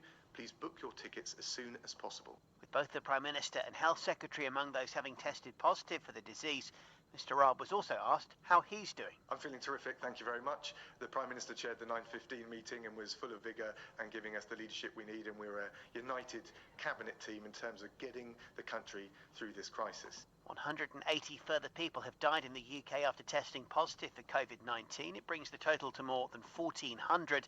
The government's chief scientific advisor, Patrick Vallance, has praised the public, though, after figures revealed huge drops in public transport use. Dr. Jenny Vaughan telling Talk Radio isolation does make a huge difference. Everybody who's at home needs to know that what they're doing is actually not only looking after themselves, but they're actually reducing the risk to healthcare workers who are absolutely putting their lives on the line. Northern Ireland's government is considering setting up field hospitals to respond to the outbreak. It follows the announcement earlier that Glasgow is setting up a makeshift hospital at the Scottish Exhibition Centre, which could care for up to 1,000 patients. Spain has become the latest country to record more cases of COVID-19 than China. 85,000 people have now tested positive there, and 7,300 of those have died.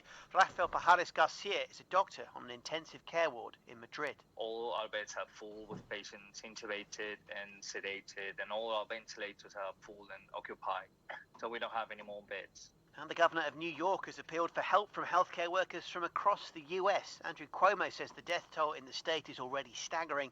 1,200 people have died there. President Donald Trump admits there are challenging times ahead for the next 30 days, but the US has hit a big milestone. Coronavirus. Over 1 million Americans have now been tested, more than any other country by far, not even close, and tested accurately. In other news, a murder investigation's been launched after a family of 4 and their dog were found dead at a home in West Sussex. The bodies of 2 adults and 2 children were found at an address in the picturesque village of Woodmancote. It's currently being treated as a murder investigation, but Sussex police say they're not seeking anyone else in connection with the deaths. And Harry and Meghan begin a life away from the royal family tomorrow and have posted a farewell message on Instagram about the coronavirus. The Duke and Duchess of Sussex thanking fans for their support, but they claim the world seems extraordinarily fragile at the moment. And the weather, a cloudy night across most of the UK, showers increasingly confined to northern Scotland and eastern England, chilly with a touch of frost in clearer areas. That's the latest. Talk Radio. Late night, Ian Lee on Talk Radio.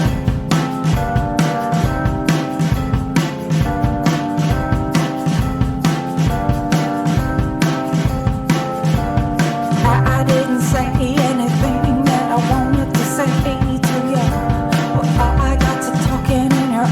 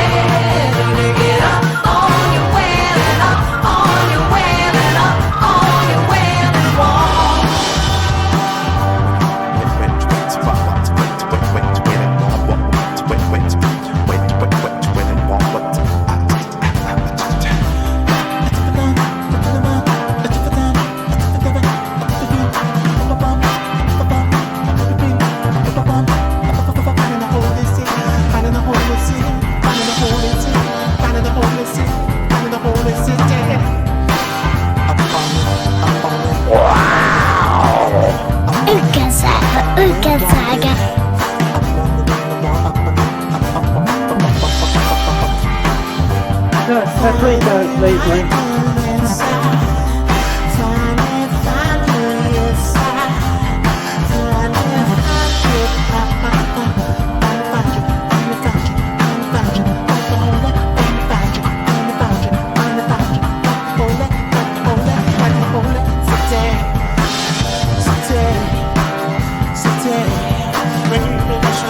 You're a fanny.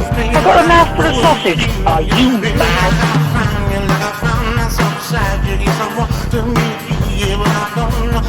0344 499 1000. Oh yeah! Oh! My poor neighbours, I get very excited and shout, you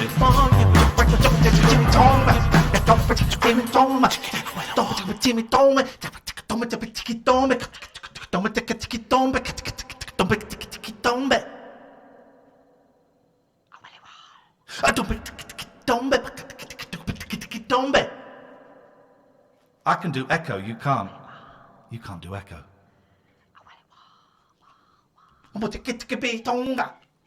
Oh God, we've got another hour of this rubbish to go. Another hour. It's been some show tonight, and that's been. We've had the real smorgasbord of emotions tonight, from the ridiculous to the heavy to the frivolous to the. Oh, I've got a big spot on my back. Problem with you not being here, Kath, is I can't bully you into squeezing it. It's a big old spot. Oh well. Ah well. I'll drive over tomorrow. You can do it out the window with sticks, with 2-meter sticks. Do you want to set the scene and tell people? That qualifies as an emergency call. Tell people what's happening. Yeah, what's happening is Ian and I are in separate houses, about an hour away from each other. I mean, I can't even switch the big light on, and you won't be able to see it.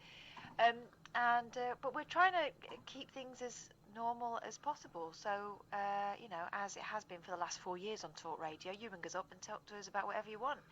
You know, if you want to talk about the lurgy, that's one thing. But if you don't, that's also groovy. So, let's go. 344 1000. Beautiful. Let's go to Alistair. Good evening, Alistair.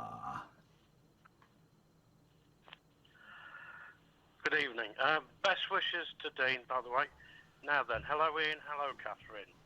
Hello. Now, I hosted my first Zoom meeting. Oh yeah, Zoom. He said Zoom, not Zoo. Zoom. Yes. I had 12 of my friends from the fellowship join me, and it was a good meeting. Did it go well? There's a funny story, because yeah, it did actually. Good. Saving people's lives. It was good, and there was some really good shares, especially as there was a new person came in, and that was really good. But there's a funny story, because yesterday I joined a meeting in New York, and just to see kind of how it ran really. Yeah. And it turned out unusually there were 81 attendees, and some from Australia and somewhere else, and me from the UK. And the guy said at the beginning of the meeting, he said, "Oh, we'll have a reading, and then we'll then have raised hands meeting, raised hands if you want to chair." So I thought that meant that I'll just raise my hand and you can see it in the video. Yes. No. Oh. I didn't check my buttons on the screen, and there's actually a raised hand icon that you have to press. Oh no! The whole meeting. Oh, Grandad. I know. Another senior moment was tonight's meeting. I've forgotten the password to sign in. Yes. And when I re-signed in, I didn't realise I was re-signing in on an alternative email. Uh-oh. Which meant that I got a meeting number changed. Yes. With an hour to go. You absolute pudding. So it was really a bit of a thing, but I managed to text and everything was okay. Good. You're doing good work, man. This is what it's all about. Staying in touch, carrying the message. This is, I had a great session with Chip, who came in the show a month or so ago. He's my therapist. And we were, saying there's going to be a lot of people in recovery that struggle with this, and there will be a lot of people picking up and falling off the wagon, and there'll be a lot of people with mental health issues that get worse, and a lot of people that have never had mental health issues that will be struggling. This is going to go on. Let's be optimistic. Say this situation comes to an end in 12 months' time. Beautiful, brilliant. But the after effects of it are going to go on for years with people PTSD and struggling with it and all of that. You know, it's a big old thing. And I said earlier, Alistair, I don't know if you heard, people like you and me that are in a 12-step program, we're a couple of paces ahead of everyone else, because we've just got this program and this community and these suggestions that will help us get through it. We won't come out unscathed, but it puts us in a better position than a lot of people. I think so, absolutely. And for anyone listening out there who, you know, is thinking of joining AA, it's not for everyone, but if you are, then you can get onto an online meeting now. Just look at the AA website and it'll tell you how to find one. Yeah. But can I just ask you both a question? Yes. If you don't mind. It's kind of a personal question. Uh-oh. But, obviously other people's experiences might be different. Okay, I was 17. Sorry? One of the better things one may argue about this current period is parents are spending more time with the kids. No. Is that your experience? Kath, you go first, because you're spending more time because you obviously live with your girls, so it's slightly different for you than it is for me. It is, and I'm enjoying spending the time with them. It's not, but that doesn't mean to say they don't get on my nerves sometimes, and I have to sort of find them something else to do, or put them in the garden for half an hour a day, obviously for their exercise and stuff. And they are bouncing off the walls. They're two growing girls. You know, one is 8 and one is 11, and they get on each other's wick as well. And so, you know, it's balancing all that stuff. But actually, all in all, I find having them here helps me, because I can concentrate on making sure they're all right, and so I can take myself out of myself and stopping myself getting in a slump, if you know what I mean. They're my little distractions. Although sometimes, I have to say, I'm just going to go upstairs for half an hour. I'm terrified of the boys coming this week, because I'm really worried about keeping them active and entertained, and I'm worried about food. And I've got food. I've got a nice delivery coming tomorrow, and I'm going to cook a roast. I haven't cooked a roast for ages, but I'm going to cook a roast chicken, and I'm going to make a beef casserole, and we're going to order Domino's one night, and we're going to have some frozen ready meals one night, and we'll do jacket potatoes. You know, so we're going. But I'm worried, and I'm worried partly because we have been so spoiled all of our lives in that you can pop out any time, go, oh shoot, I haven't got any bread in. Just going to go and get some bread. Oh no, I haven't got. Yeah. And we can't do that now, particularly with young kids, because I don't want to take them to a supermarket, you know, because it is not safe. It's not safe for them to go into a supermarket. That's where we're at. And I think what it is having to re-educate ourselves. This is the new normal. And that, you know, I've already warned them, you're going to come round and you're going to be bored for bits of it. Thank God for Fortnite, but we ain't playing Fortnite all the time. I've got board games. I've got some bits and pieces to do. I've got some card games. But you're going to be bored. You're going to know boredom. And that is actually a good thing, because I think from boredom can come great creativity. But I'm nervous about it. You know, they don't live with me, obviously. They live with their mum, and I know that she is finding it hard without giving away too much.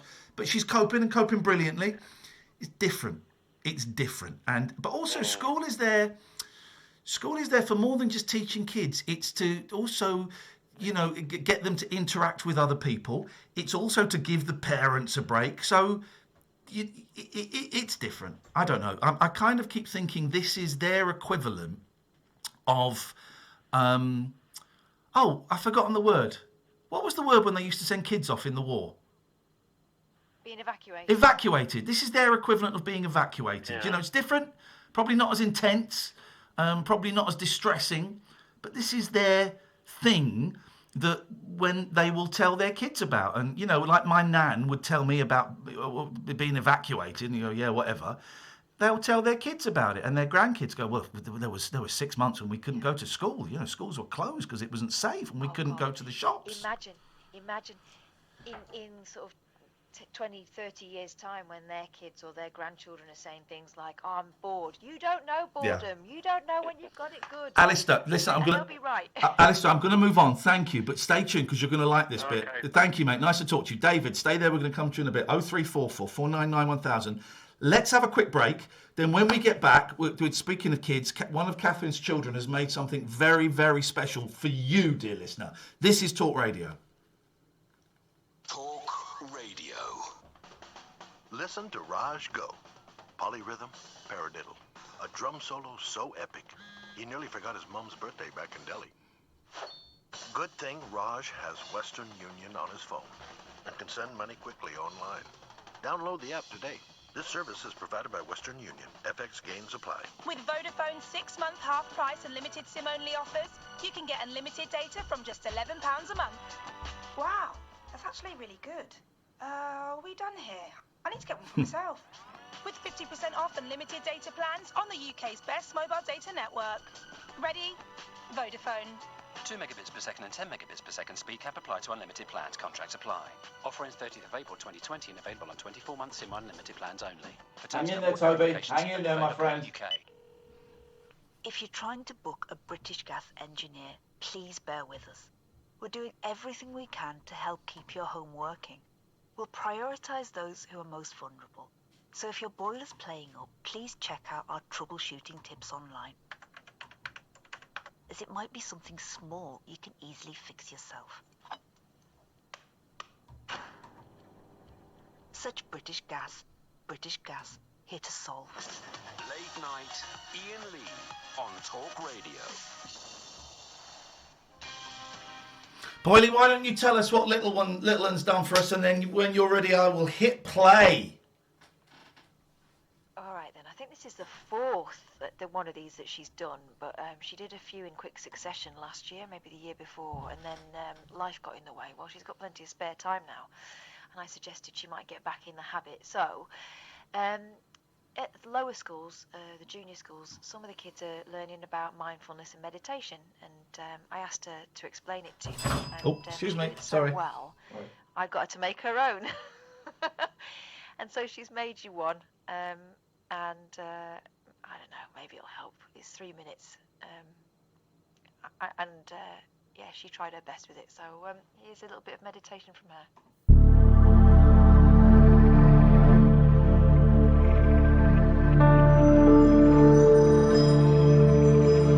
Hello everybody, it's me again, here to bring you a little moment of zen amongst the madness. Let's all take some deep breaths before washing our hands with the soap of serenity. Breathe in, breathe out. Breathe in, breathe out. The soap of serenity isn't that scratchy stuff that makes your hands all monstery and scaly. It's soft and gentle and feels like heaven. Now let's imagine dipping our hands in a bowl of clear, warm water. Doesn't that feel lovely? Now we reach for the soap of serenity, which is a little pink bar in the corner. Can you see it? As you rub it against your hands, you can smell the wonderful perfume of rose petals that they use to make it. Feel the lather getting creamy in your hands. Make sure you cover the front and back and in between your fingers. Don't forget your thumb and the palms of your hands.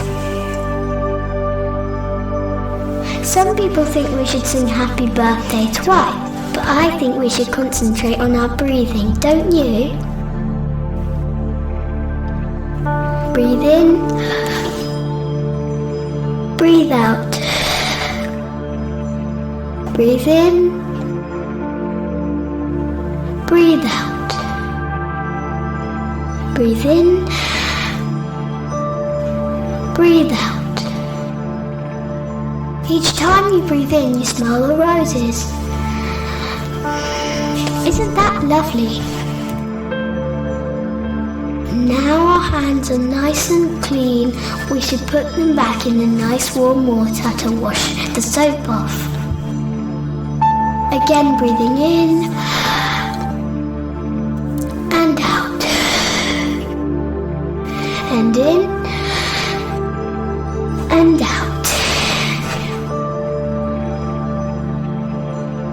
Wasn't that lovely?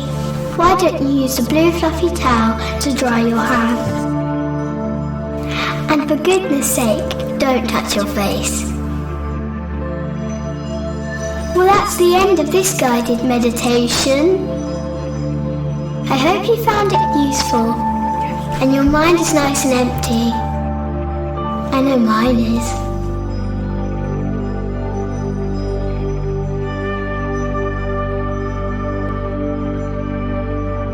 Night night, weirdos.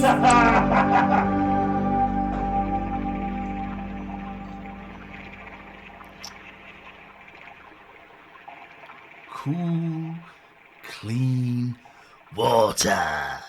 That was. I'm sorry about the night weirdos thing. That's her favourite part. She's 8, right? Yeah. I think she might be Buddha. I think she's Buddha. She isn't. She spent the rest of the day in a very un-zen-like state. Oh, I love those. She can do as many of those as she wants. They make me, I deliberately didn't listen to it when you sent it to me. I wanted to hear it fresh.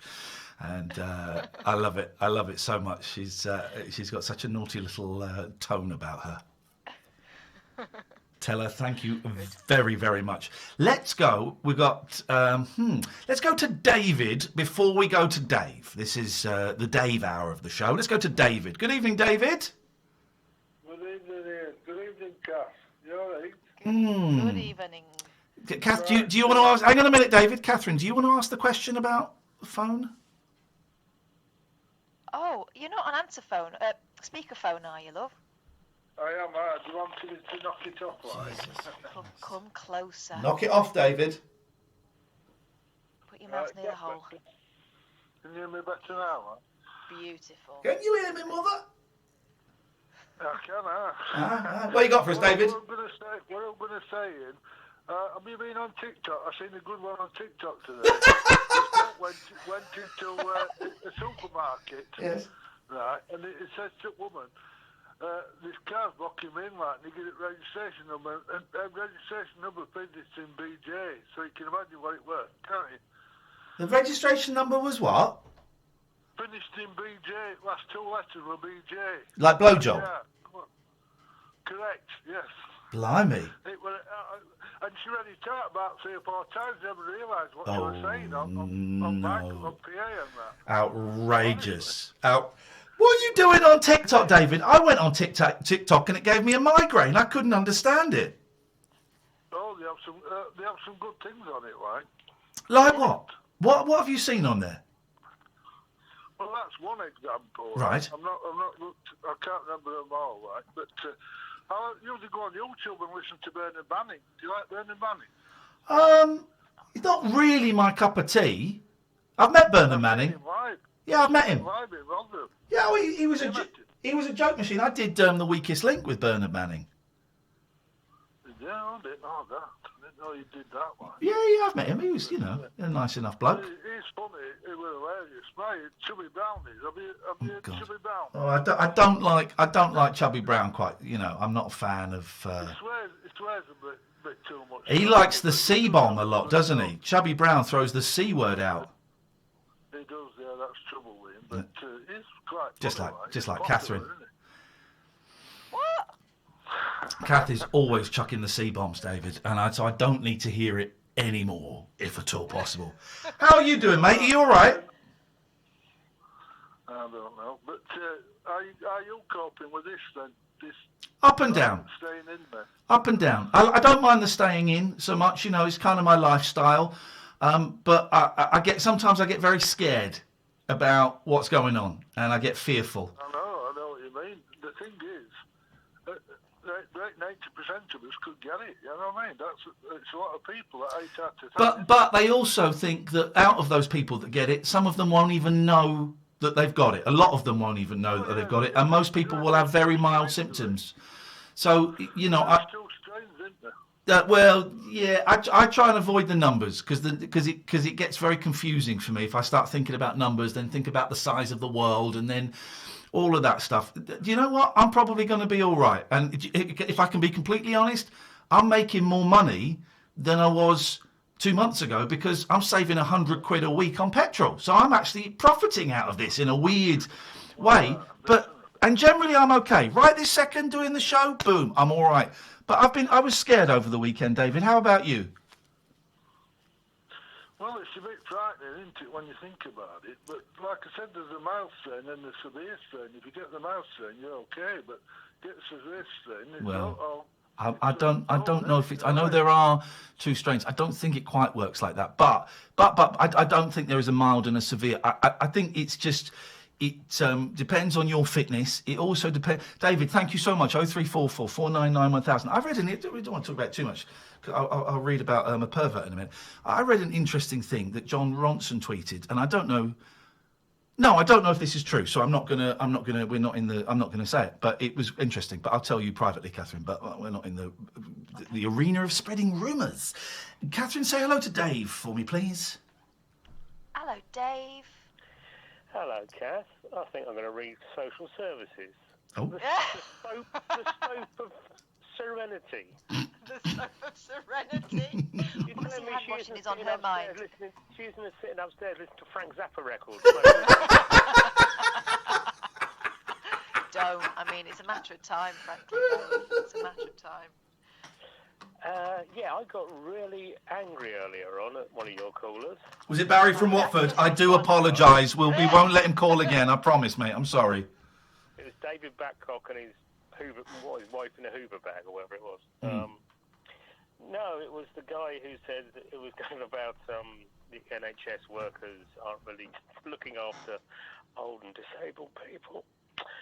I think I don't know if you saw that clip earlier today of a paramedic being applauded by a street when she went out for work. Yeah. And she got in her car and drove away. And I know Twitter isn't the world, but maybe on Twitter said, "Oh, she's got a nice car. So, she's probably probably earning a bit. So we should be that grateful to her." And I think there's a lot of division at the moment. Actually, there isn't, because I've been out quite a lot because I'm still going out. Because I have to, and there's a lot of there's people being really respectful, and I don't really recognise what another caller said earlier about supermarkets, but that's her experience. But there are tons of people, and it's not just the NHS workers, and quite rightly they're getting the big thumbs up, but it's the cleaners in the hospitals that are doing stuff, and it's the police who might be getting things wrong now and again, but they're only, they don't make the laws. They only, and most of these laws have been made on the hop and on the thing. And I got really ranty earlier on. I've calmed back down a bit now, but I think there's a lot of division about, and we shouldn't be dividing each other and saying, "Oh, well, those people deserve it." We all sort of, yes, there's got to be control, but I don't know where I'm going with this. No, I know exactly what you mean. It's that thing we were talking about earlier on, Ian, about starting to look at each other with suspicion and we should fear each other and we should compete with each other. That's the slippery I think slope. it's a hangover from the whole Brexit stuff when we divided, we split almost 50-50.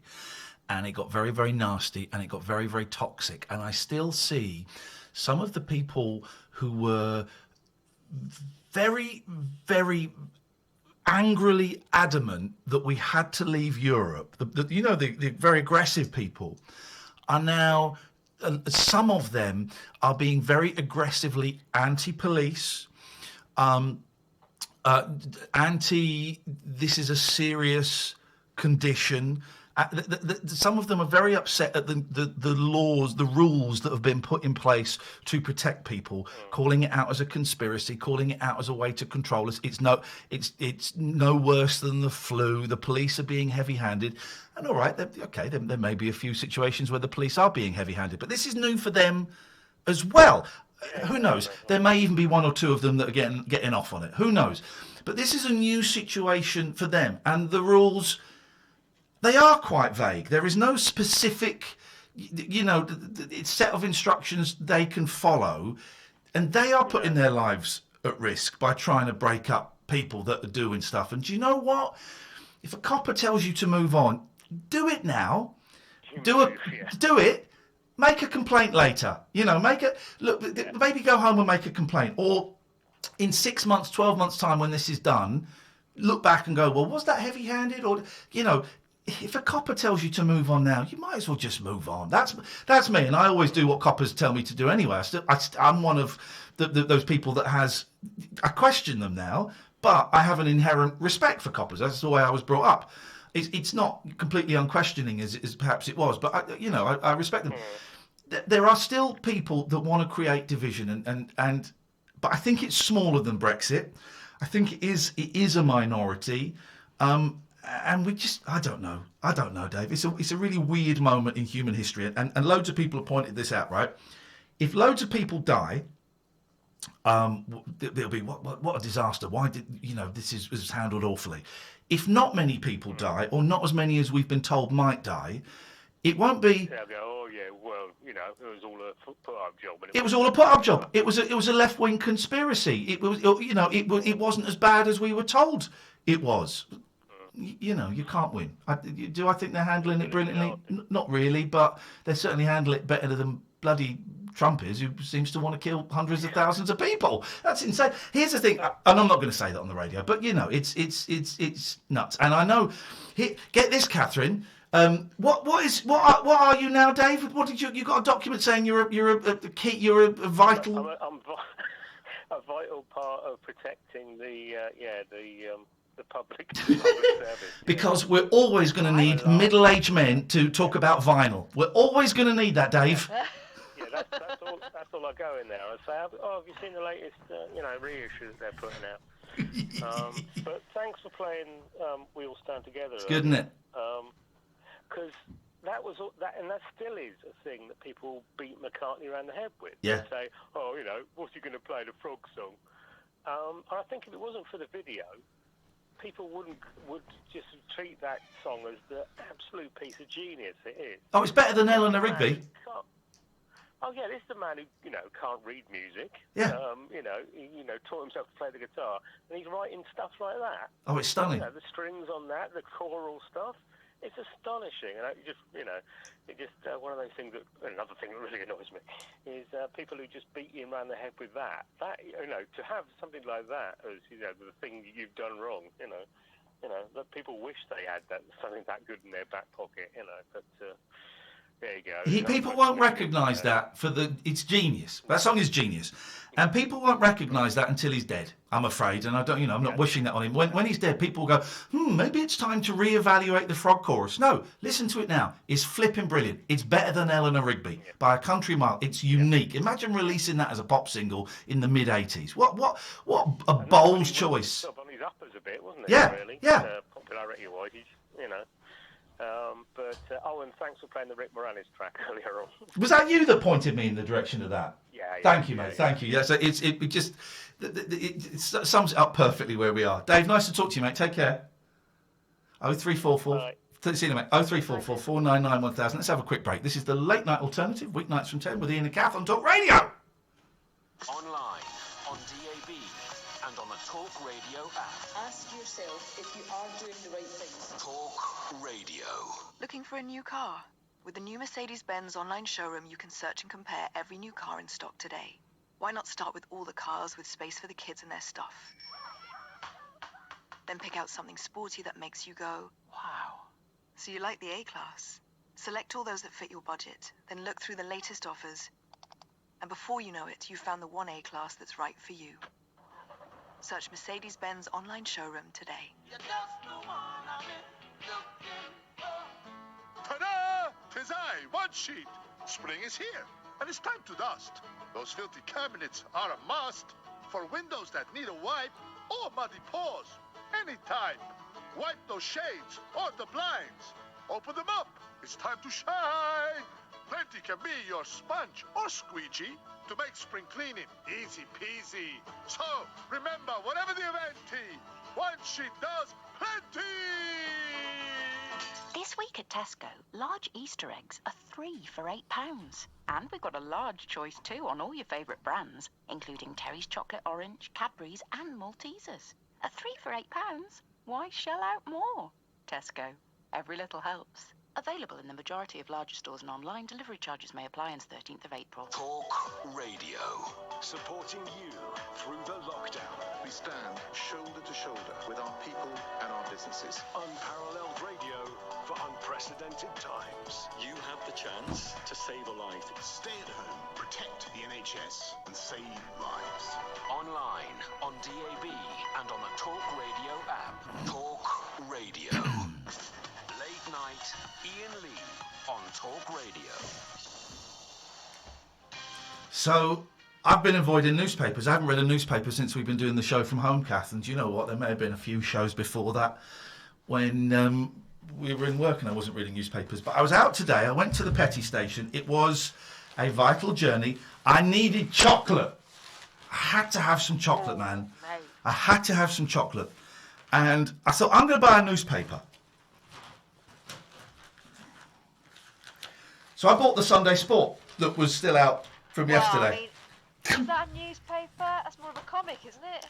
Now, yes, there are a lot of boobs in there. 8-page lockdown special, babes strip off at home. But there are some news stories in there, and I thought I'd share them. Now, unfortunately, I can't share most of them because they're too obscene.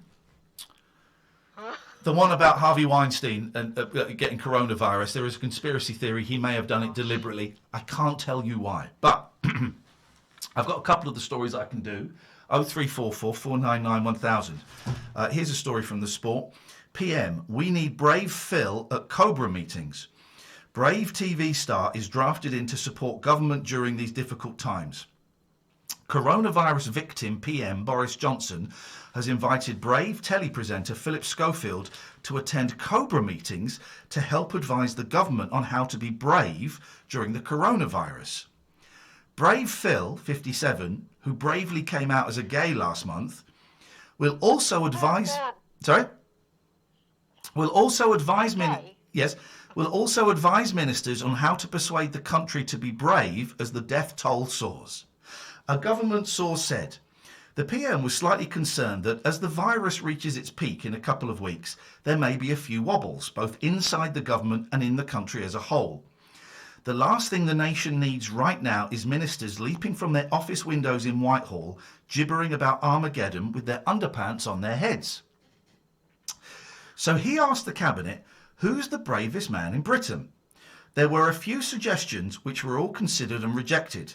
Then a tea lady piped up, what about young Pip Schofield? Very brave man, very brave indeed. Boris threw his arms in the air, yelled something in Latin and declared her a genius. The cabinet secretary was sent off to ring Philip Schofield, but I believe a junior civil servant had to explain to him who Philip Schofield is. It's thought that if Brave Phil takes on the role, he'll give members of the Cobra Emergency Committee a pep talk before each meeting. Our source said he'll also be asked to give each new government measure a bravery rating. It's clear that when it comes to bravery, Phil Schofield is the go-to man. So very brave. Brave Phil, already a national treasure, won the admiration of a nation when he bravely took to Instagram to post a brave message, bravely revealing he was a gay. He later bravely sobbed on co-host Ruth Langsford. And that's the end of the story. There. Wow. Amy, no, we don't do a handover with Darryl. We can't stand the scumbag. Here's another 0344 499 1000. Pervert's disgraceful demand. If I can't smell bottoms, I want compo. This is a Sunday Sport exclusive by Simon Dean. Britain's most notorious seat sniffer has demanded compensation from this, and if this doesn't get people angry, I don't know what will. Britain's most notorious seat sniffer has demanded compensation from the government because the virus lockdown has put the mockers on his vile hobby. Dirty Clinton Dennison says that the strict restrictions on people's movements imposed by now infected PM Boris Johnson are driving him up the wall. Dennison of Crewe, Cheshire, whined, what buses there are running are more or less empty, and nobody's leaving their bikes outside shops. No bus seat to sniff, no saddles to sniff. Nobody is out and about for me to sneak a quick sniff of their bottoms. Worst of all, I'm stuck in my flat. I've tried to sniff my own seat, but it's just not the same. It's like trying to tickle yourself, utterly pointless. Now, perverted Dennison, 34, has demanded financial compensation to make up for the fall-off in seat sniffing, or snurging, as it's called in deviant circles. Snurging. And he's launched an online petition which, as Sunday Sport went to press last night, had attracted 7 signatures. He said, Boris Johnson is throwing money all over the place. He must be able to find a few million for the snurging community. We're suffering here.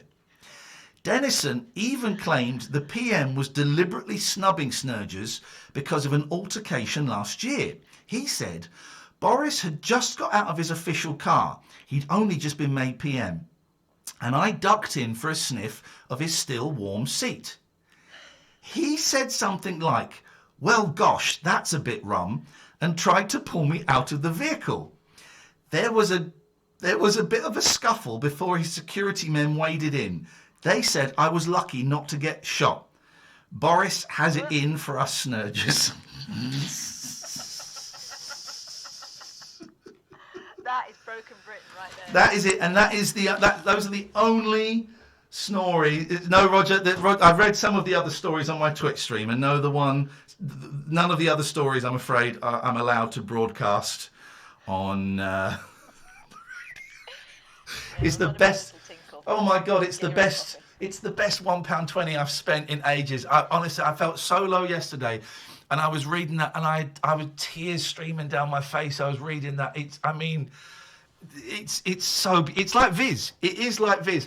So much like Viz that I've signed up to Viz for 6 months.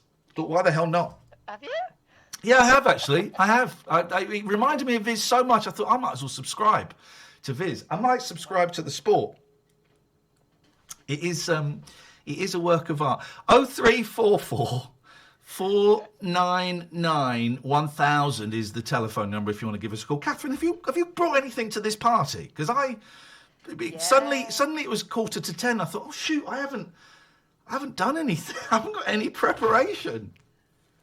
All right, well, let's have a look at the Daily Star. That's what I always turn to when I need cheering up. And porn for cowards, apparently. The Loch Ness Monster, Bigfoot, and the Surrey Puma. Creatures that have never been proven to exist, but continue to live on in legend. I love how the Surrey Puma is made into that shortlist. Never heard of it before. It's easy to write them off as mere myths, but what more than one mythical creature has later been found to be real. Sea serpents were thought to be sailors' tall tales until the oarfish was catalogued by science in 1772. Right, they're trying to convince us that there might be something to this. Okay. Oh, hang on, they're going to go on. The rarely seen fish, growing to 26 feet in length, is a good match for mariners' tales of monstrous serpents. No, it looks like someone battered a dolphin. That's what it looks like, the oarfish. Anyway, panning down. Here we go. Oh, you're still going on about that. Puma and lynx, blah, blah, blah. Several other mythical creatures on the brink of discovery. The thylacine, or Tasmanian tiger, is carnivorous marsupial that was once widespread across Australia. It became extinct on the Australian mainland, at least according to... It became what? You said extinct. Extinct. You didn't say that. You said extinct. You said extinct. It became extinct. You When I'm looking at it, it looks like a stripy dingo. Stripey what? Dingo. But I thought they were extinct. This is what I thought it was. Right, the headline of this says, Africa's Loch Ness Monster, dinosaur called Mekele Mbebe, lives in the jungle, right? Which is what I was into. I can't find anything about Mekele Mbebe. If I can find Mekele Mbebe. Mekele Mbebe. Here we go. The wildest tale in cryptozoology. By the way, Daily Star, that is a swizz because this is right far down. The wildest tale in cryptozoology is of the Mekele Mbebe, a Nessie-like dinosaur lurking in the depths of the Lake Bangwelulo in Zambia. Bangwelulo. The beast, long part of local legend, was supposedly seen by European explorers in the early part of the 20th century. German adventurer Paul Gratz called the Dasanga a degenerate saurian which might well confuse as a crocodile where the skin has no skin. No, you can't do the voice. Armed with claws. You cannot do the voice. I can. You can't. Another German explorer of the period, Ludwig Freiherr von Stein zu Lausnitz, described an unknown animal of a brownish-grey color with a smooth skin. Its size is approximately that of an elephant, at least that of a hippopotamus, and is said to have a long and very flexible neck. Lauren Coleman, though, because I missed out quite a big part of this. Hello. Thinks those tales are bullshine. And Mbebim is probably an unknown species of aquatic rhinoceros, so that's that sorted. There's a bit more. Lauren goes on to say the mysterious creature has even been photographed in Lake Tele, the Republic of Congo, by the Herman Registres exhibition in 1981. Sadly, says Lauren, and because I skipped it, I don't know where he's from, so I'm going to say... American. Most people don't hear about the Registres, his expedition, nor the evidence he brought back, because the African-American adventurer has been widely ignored, even by many other cryptozoologists, simply because he was black. Former aerospace engineer Registres had a press conference on his return where he and his wife insisted on some old bollocks. Some old bollocks.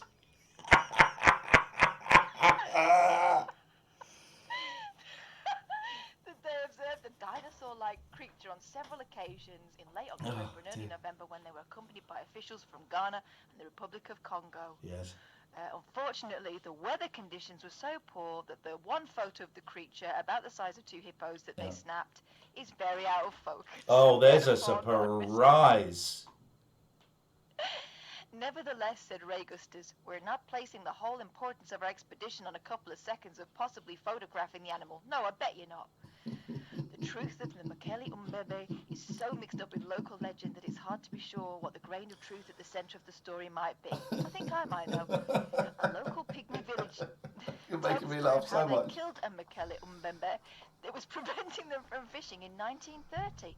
They allegedly encircled the beast, speared it to death, and cooked it. Oh. Again, no ev. Yeah. But after a feast to celebrate the historic victory, all those who ate the flesh of the Mekele Mbebe died. I bet they did. It was in 1930. They will all be dead. There are certainly photographs of large footprints that defy easy explanation, as well as numerous eyewitness reports. Okay. So that's that sorted, ladies and gents. The Mekele Mbebe is out there.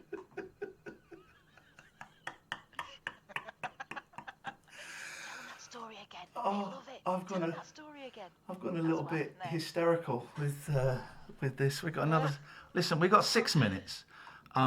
No one's calling in. I tell you what we'll do, Amy. Last 6 minutes of the show, and I know we have to be out at 58:30. Bang on. Daryl's on at 1 o'clock, and he will carry on taking your phone calls. Let's just kind of. Read the story about the drive-through, Ian. I cannot read the story about the drive-through. I cannot. It's too rude. It's too rude. Look at me growing. Look at me mature. Let's get the contract signed off for another 12 months. Then I'll read the story about the drive-through. Okay. Okay. We'll take calls straight to air. Last 5 minutes of the show. We may get nothing out of this. You know, it feels like you've all said what you wanted to say, but you've got 5 minutes. Amy, you can relax for a bit. And by the way, thank you so much for your help tonight. I know this is weird for you and for Sam, but you've both done amazing jobs. But 5 minutes. 0344 499 1000. If you just want to phone up, make a silly noise, shout something, cry, whatever you want to do, we'll do it. We'll do it now. Don't swear, don't be libelous, don't be racist. But we've just got 5 minutes to express yourself as we enter the second week of official lockdown, kind of the third week for a lot of people of working from home. And maybe you're thinking, oh man, I've got to get up in a few hours with the kids. And it does very strange things to your mind. So if you just want to let it all hang out, baby, now's the chance. 0344 499 1000. And also, if you don't want to let it all hang out, that's absolutely fine as well. You know, we're kind of steering from Monday into Tuesday, and Daryl's coming up in a few minutes. And if you just want to sit back and relax and enjoy the fact that me and Catherine are sat about an hour apart from each other, but we're here, and that there are people all over the country, all over the world, in fact, who are listening right now. And they're not listening to anything, because, you know, these words don't really have any kind of import. You know, this is not content as such. But right now, when we're all feeling very isolated, and a lot of us are feeling very lonely and confused and scared, it's just nice to think that there's probably a few tens of thousands of us right now, all over the world. Some in bed, some sitting on a balcony, whatever, all just kind of connected together by this weird, silly, dumb little radio show that we do. And if you want to talk to those people, you've got 3 minutes to do it. Let's go to line one. Line one, you're on the wireless. Hello.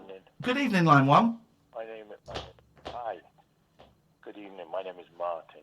Hello, Martin. I'm enjoying your show this evening. Always a good relaxation. Thank you.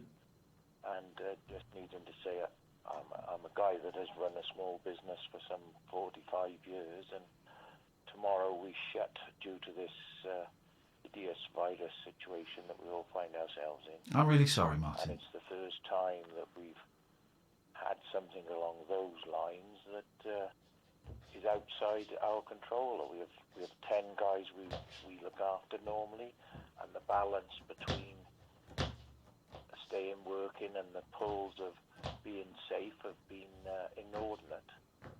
And it's amazing how whatever side of the fence you're on in this dilemma, someone is praising you and someone else is knocking you. Of course they are.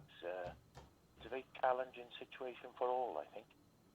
Martin, thank you for that. I wish you the very, very best of luck with that. And I think you've spoken for thousands of people, the hundreds of thousands of people across the country who are going through something very, very similar. And I really appreciate you reminding us of that. And I wish you nothing but the very best of luck. Thank you, Martin. And maybe we'll talk again soon.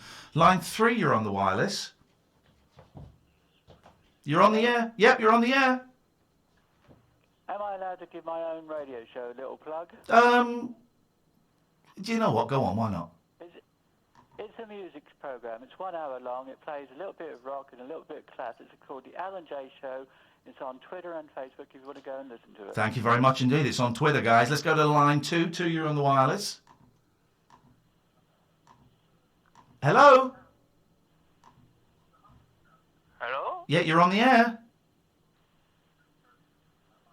And you're off the air. Let's go to line... Why won't that click? There we go. Line 4, you're on the wireless. Hi. Hey, Sonia. We've got about 40 seconds left of the show. 1 second. Alexa off. Oh, I like that stern voice. Good evening to you. You've got about 30 seconds. All right. You said phone number that you listened to, and it was something for BBC 4. BBC Radio 4 Extra. Right, I put that on. Okay? Yeah. About 10-12 you said that. And we're not going to talk about Corona because that programme scares me. Oh. It's about 2 scientists in a car crash. Oh, so Sonia, we're out of time, I'm afraid. We'll have to find out about whatever it was that scared you. Thank you, Catherine. Thank you so much, Amy. You've been brilliant. Stay tuned, dear listener. Coming up next, it's the brilliant Daryl Morris. This is Talk Radio. Talk Radio. Thank you so much, Amy. That was perfect. We've promised to play our full part in feeding the nation. Thank you, sir. Thank you, mate. Have we got you tomorrow? Yeah, you got me tomorrow and Wednesday. Brilliant, lovely. We'll speak to you then. Take care. Bye-bye. To help our stores give £10 million worth of food to local food banks and charities. And we're making it easier for you to help too, collecting your food bank donations in all our stores. Together, we can feed everyone. Thank you. Morrison's, feeding the nation. It's more than our job. This is a vital update about coronavirus. To help Thank you, save guys. lives, That was fun. Stay at home. Anyone can Focus. spread coronavirus. Only Thank you, everyone. I hope you enjoyed that. It was a bit different. It seemed to work. I'm going to say goodbye to you now, and we'll see you tomorrow. I might go on Twitch. I'm not sure. I might go on Twitch in a bit. Let's see. But let's stop.